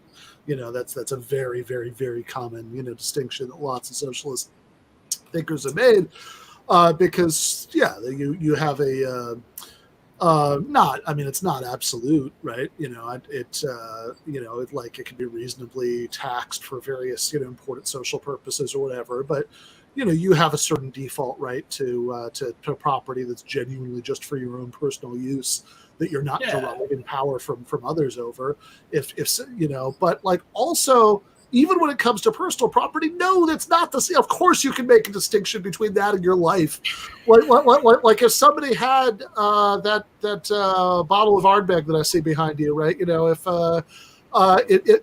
If somebody took that away from you, I would share your indignation. I think that was terrible. Yes. But it is just not at all the same as if they had like cut off a piece of your body. I mean, that's obviously a different thing. That and it's a really and you know what, like the classic example, right? Exactly like Oliver says here. One of the best people in the world, by the way, because he's a GTAA patron. But like take the toothbrush example. That's the classic sort of punchline, right? That like for like making fun of people not saying this personal property versus major private property distinction is that, oh, you think socialists want to take away your toothbrush, but of course we don't. But also, like, you know what? I mean, over the course of my life, I have gained and lost a number of toothbrushes. Like the toothbrush I'm using now is not the toothbrush that I was using, 25 years ago when I was in that driver's ed class. I'm sorry for your loss. Yes, of those toothbrushes. Yeah, I will sometimes. From your body. Yeah, right. Exactly. Like, I mean, I have left toothbrushes in hotel rooms and not bothered to come back for them. Like that's it is not the same as your person. And one reason that it's important to emphasize this point is that it goes right back to what Sam and Yaron were talking about at the beginning of the debate, which is which is this question of whether property just exists, is just what counts as your property. Yaron said is determined by reality. That like the government recognizes it. It's determined by reality. That he acknowledges no role. He denies outright the government shapes property relations. He just says that it recognizes pre-existing property relations. He said it's no different from like, sure, you have courts to determine who murdered somebody, but like it's just an objective fact before the court gets involved that somebody is the murderer, which is an insane thing to say about property. We talked about it earlier in the video about intellectual property, but even for literal physical property, it's an insane thing to say, because obviously no, right? I mean, like it's not at all the case that people just somehow have pre-existing rights to given pieces of external property. Like, yes, sometimes there are like, if you're that hermit in the Michael Huemer example who's like fashioning a spear out of unowned things, whatever, then sure, any reasonable system for allocating property will say that you have a right to that. But like, how about like free, like homesteading farmers, right? Like what, like even in that beloved of libertarian sort of simplistic example, like, okay, how is it that you decide like what counts as one person's property versus another, one farmer's property versus another? It's certainly, and like, how does reality make that determination? And even different libertarians have very different views on this. They'll say like, oh, there's a view that says that you have to like it's occupancy and use is what makes unowned property. The rough and ready one, yeah. Yeah, there's a view that says that you have to you like that just claiming it, right? That like as long as like nobody else has stated claim, you can just claim it. Do you have to be the first person to have seen it? Do you have to have been the first person to use it? If somebody else has used a piece of property right next to it, but they haven't bothered to grow their crops that far yet, is this still unowned property, right? And there are all of these things, right? Saying, oh, if I'm the first person to see it, if I'm the first person to use it, if I've been continuously using it, right? Do absentee landlords have reality determined right to property, right? All of these things are incredibly controversial within libertarian property theory. And the real answer is that, look, all of these standards are things that if you have groups of people trying to figure out how to like divvy up property in a situation where you're just like homesteading little pieces of land and it doesn't really hurt anybody, then like, sure, any of these would be reasonable systems to use. You can justify any of them in a utilitarian sort of way. But the idea that for any of them, there's some sort of fact of the matter where reality, like reality at this point just sounds like a weird cheat code for God. You know, it's like who is like, how is reality determining if two people have both independently claimed a piece of land and, you know, and neither of them have grown their crops quite up till there. And, you know, like, this is all stuff that, sure, that like the legal designations, there are systems for determining that. But like, how on earth does this like natural property right to any of this stuff come into existence? It doesn't. I mean, it's just weird metaphysical nonsense. I guess it is. I mean, you're right. Like, that's a really interesting kind of question there. I didn't really tarry on that part of it, but that's a very interesting, like that. Yeah. Where does that right in here? And yeah, if they can't agree to it, I mean, that's not a great sign. Interesting. You know, I mean, you could argue that this whole question is or all of these sort of libertarian land grab based sort of examples that they use to sort of tease out possibilities. Like this all just presumes the most acquisitive, exclusionary society possible. Like, I got this river, it's mine. Die there. Only give me all your land, and you can have one glass of water. Die or die, you bastard. Ha ha. Like, it's such an ugly, authoritarian, exclusionary society. Like, this doesn't scream like natural human action. Like, this is something. I think what that is that's a great way to justify existing property claims. Where does it come from? Well, it comes from reality. Clearly, I really own this corporation that runs the world, so I own it. It comes from its reality that I have it. That's sort of how that lands on my ear. Like, I'm the one doing use, and everyone knows, like, legally, possession is 9/10 of the law, or whatever that number is. Yeah. Like, everyone says that all the time. Like, to me, when I hear, like, well, it comes from the reality that I own it, and you get to work peasant. Lash. That's what I hear. No. Yeah, exactly. It's just, well, it's what power is doing, like the Pope's decision. That's what. Yeah. I mean, John Locke's view was that you have was that it's not occupancy and use, or being the first person to see it, or being the first person to claim it. Right. John Locke's view is that you're mixing your labor with nature. Then, like, because you have a right to your labor, the natural stuff that, the unowned things that you're mixing your labor with, also become like part of you somehow.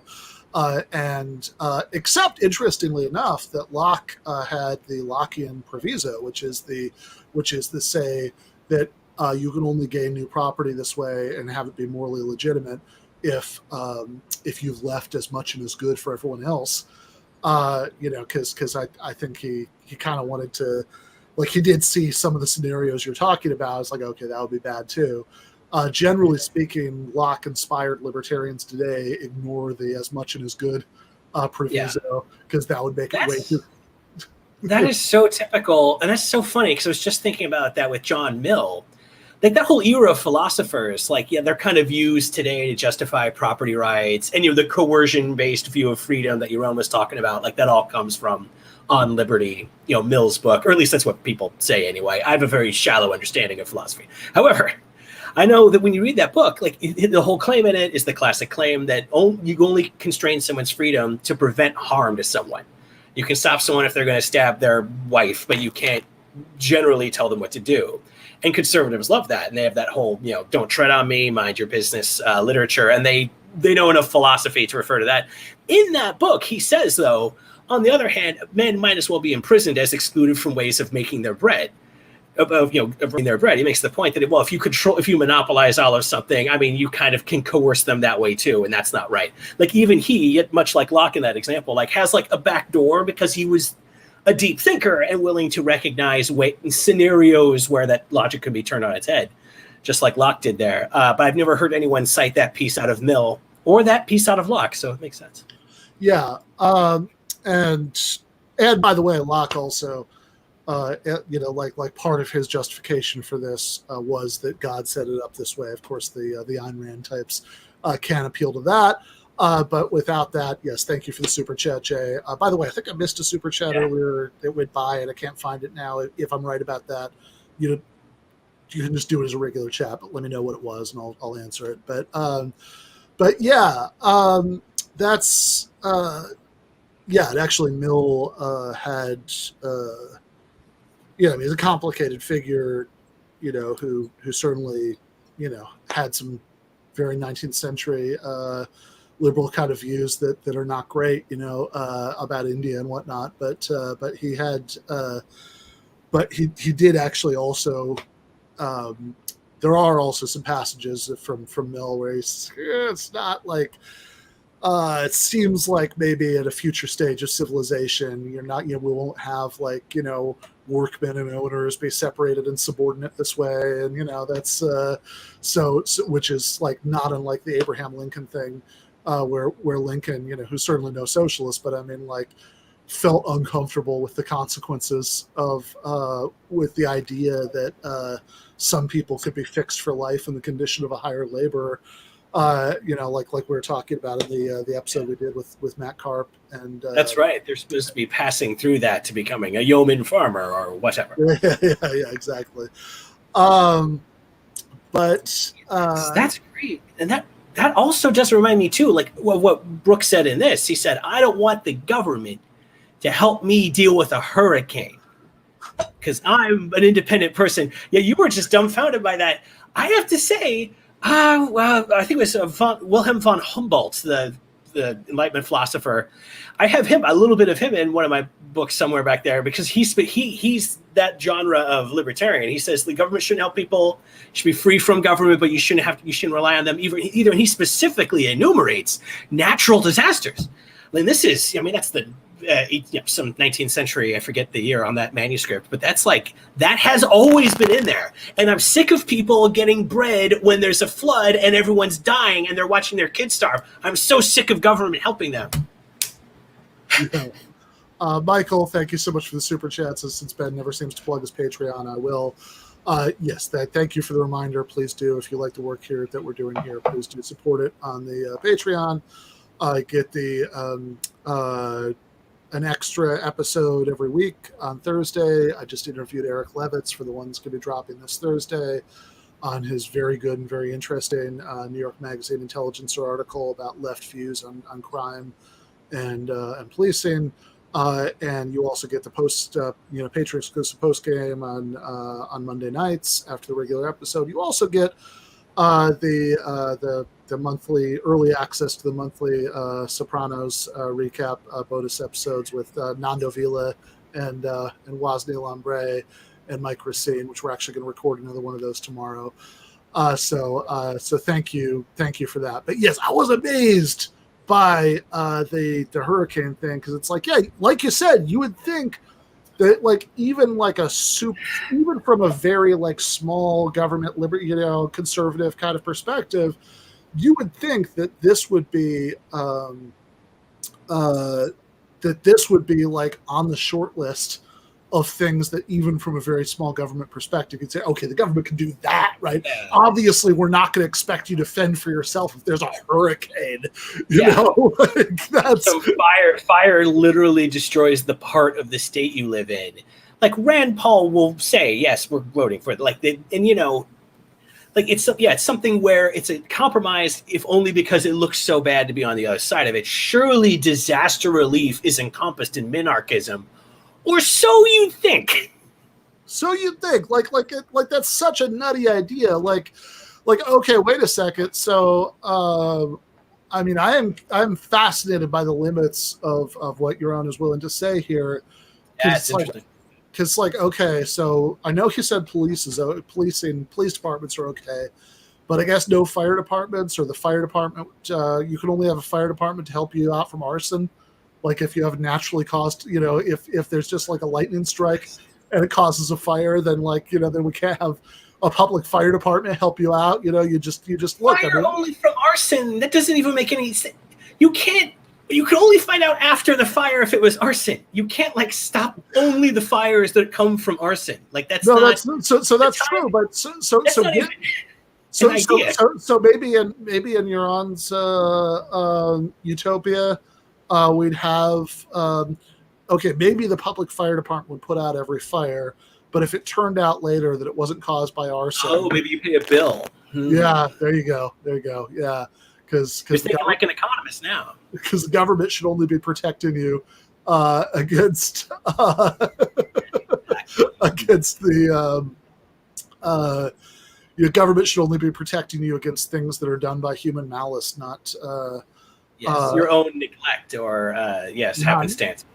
Not nature. No hurricane. Look, if you're living on an island and a volcano goes off on the island, then I don't know why you would expect government planes to come in and help you out.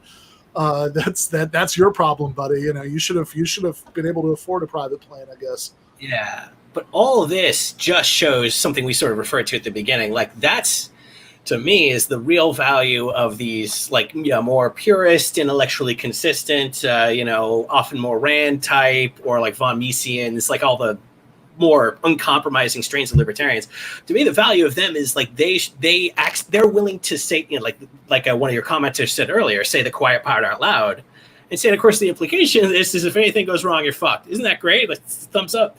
They're willing to say those things, whereas a TV libertarian, a Paul Ryan or something would say, well, of course, then we'd, with all the cameras showing the dying children, I suppose we'd have to send some sandwiches on FEMA trucks or something. They'll make concessions to, if we say nothing here, it's going to look so bad. Some people will remember it and we'll lose our majority, and then they'll fund public programs with taxes on our donors. Oh God! So they'll show enough flex just to get through the moment, and they won't show that von Humboldt level of and earthquake victims. They just get everything. It's just, it really is dumbfounding. So that's the value of that. That's the value. Biscuit, that is kind of right. So if you listen to Mike Duncan's History of Rome podcast. So Crassus is the guy you're thinking of. So the original triumvirate was Caesar, Pompey, and Crassus, and Crassus was by far the richest man in the late Roman Republic. And part of how he became so rich is that he would do this thing where he would, it was almost like a private fire department, but he would bring a bunch of slaves with buckets of water to burning homes, and then negotiate with the homeowner to buy the home, and then if they agreed to sell, he'd put out the fire. That is an exciting world with no fire departments, and of course it is a very well established thing. Nathan Robinson has an article about this in Current Affairs, about thinking about how many arguments that are made against Medicare for All could be made against public fire departments. It's very hard to see what the disanalogy is supposed to be, which I guess is why maybe Yaron is consistent enough to say that the government shouldn't protect you against nature, because if it does, right, what's the difference? Why not disease also? Exactly. LJ Wombology, thank you for the super chats. As I very much dislike Wolverines, but I do enjoy listening to Burgess. I dislike Wolverines too. Come on. I know, Michigan joke. So, let's see. Yeah, I like that bit. That was very. That was a very stunning moment. But I'm glad that was right at the end too. That could have not happened. I'm so glad they got that bit in about. Of course, I'm here in Puerto Rico, the classic case where everyone agrees there should be government aid. Anyway, no aid. That's so delicious. So I like that moment very much. One I also appreciated was a couple of times, and this is always a debate issue. This is so important. I put it at the front of one of my books. No one wants responsibility for how fucked up it is now. And so even though it's a product of, conservative economics driven by libertarian figures, they still talk like it's the New Deal, in part because they're reading people like Rand, who lived and died their awful lives in that period, but also because if it's not the New Deal anymore, then they won already, and oh God, it's horrible now. which is, of course, the case. So one thing I just like to remind people of, like, Yaron said, Yaron earlier said, a sad and horrific state of affairs. But earlier then Sam said, yeah, but isn't what you're describing as what you want basically what we have today? Like, he did see right through it. So one thing I do like just to mention very briefly, because you and I were just speaking a couple of years ago, Ben, when I was on the road, about William F. Buckley. I like to mention him just right at the front of my comprehensive book on arguing with libertarians. Or William F. Buckley, the great dean of the conservative post-war American right, he said in National Review, the period since 1980 has been the age of freedmen economically. So it's the libertarian age, according to William F. Buckley. The age began when his disciples, Thatcher and Reagan, took power, and these two leaders embarked on economic policies broadly inspired by his theories that have given their countries a quarter century of fast economic growth, interrupted by only two short and shallow recessions. And of course, he wrote that in, as I recall, 2006. Yeah, when Friedman died. Buckley died 2 years later. They both were able to die before the hideous disproving of their ideas and that financial disaster. But never, that's always something I'm always really at pains to do. And Yaron and I definitely got into this when we debated this, is remember, this is their neoliberal era. Like, these guys talk like the Reagan Revolution and the conservative New Democrats that include like the Clintons and the Obamas. These guys talk like that never happened. Like, that's, cannot ever try to never let them try to skate on that. Like, this is their era of cutting taxes, looser enforcement, the end of welfare, destroyed unions.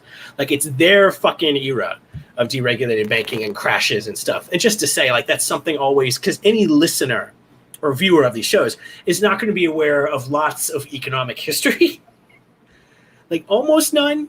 Like, there was a banking crisis. Like, sometimes that's about all people remember. So just a little bit of that stage setting is really nice for arguing with these guys. You can say, like, yeah, well, we used to regulate these things more aggressively, and you would have legally binding timetables to show you were rebuilding your condo. This is Florida. We don't hold yourselves to that. This is, we're trying to release markets from the burden of regulation. And what do you know? Our buildings fucking fall down. Like, there is just that framing, I feel, is something to always have in your mind, because they will always just claim it's the New Deal and there's regulations and welfare, so no one works. It's pretty weak. Exactly.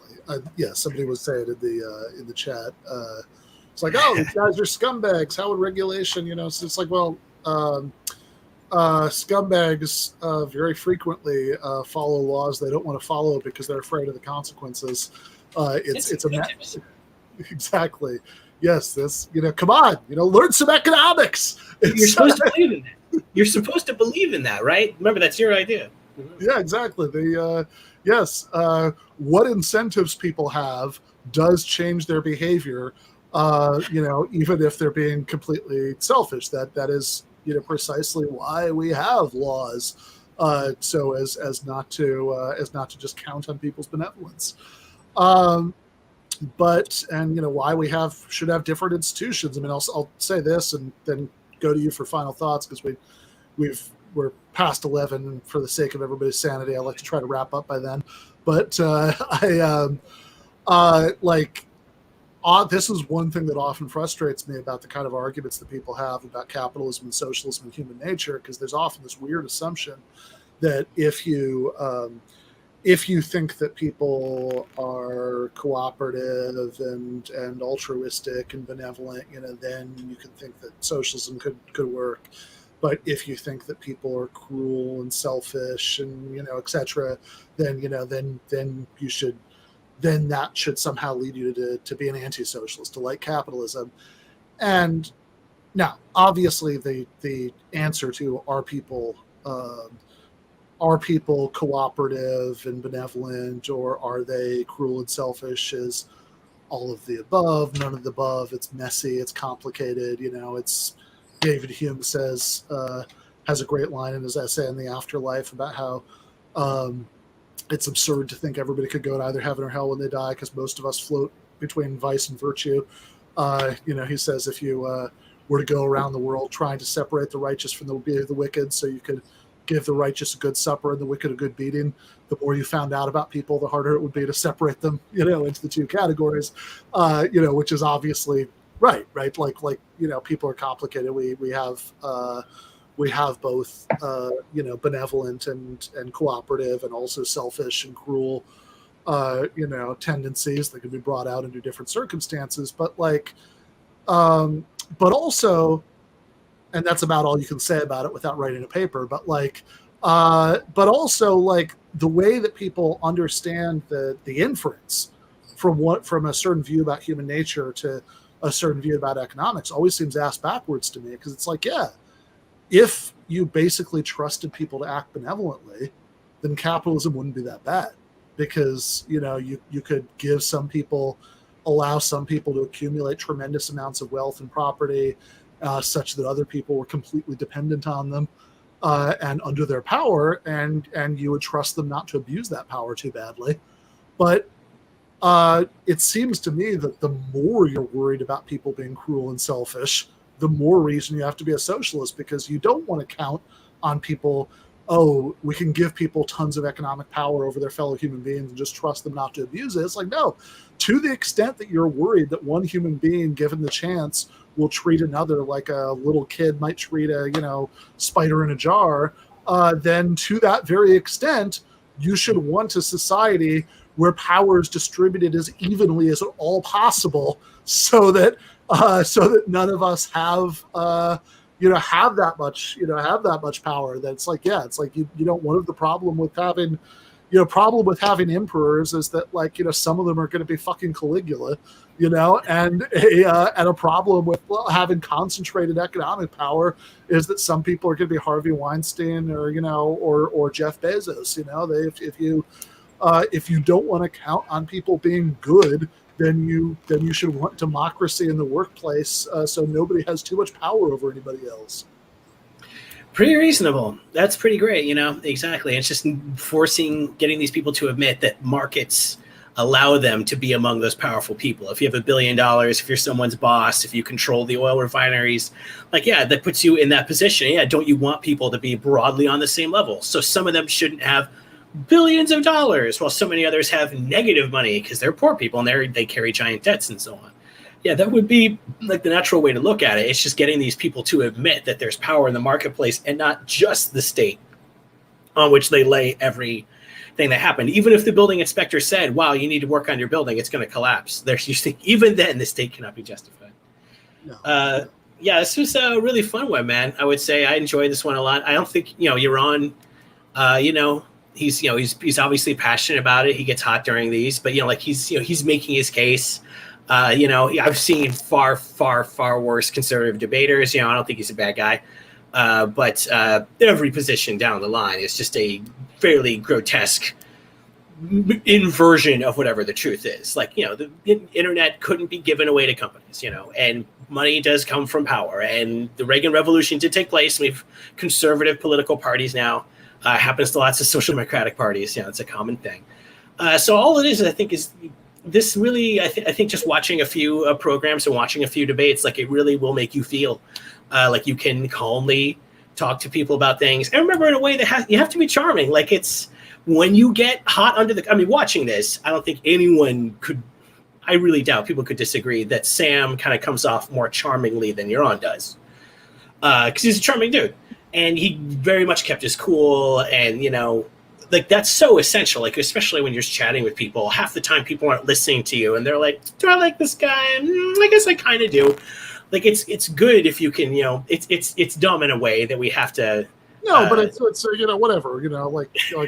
We're a narrative species. The rhetorical packaging is always gonna matter, and it's very. I think Sam is very good at keeping his cool and kind of keeping his eyes on the prize with getting getting these guys to the point where they're very explicit about where their values lead, right? So that's a skill. I think we can all learn from that. There's a lot more that we could say here, especially about definitions of freedom. That's a huge thing that we barely touched on, but we I'm sure you will be back to do another one of these, and maybe we can do it one where we have a chance to get into that. Thank you so much, Rob. For sure, man. My pleasure. Always a guess. All right. So I should say that tomorrow night is going to for the regular episode. Going to have Richard Wolff on to talk about his book, "The System is the System." System is the Sickness. And Life After Capitalism, and Pascal Robert is going to come on to talk about what's going on in Haiti. Should be really good. I should also say on Wednesday we are going to have Bhaskar Sankara on for a Bastille Day stream. So and possible second guest to be announced. So good stuff. Looking forward to that. Thanks again, Rob. Left is best.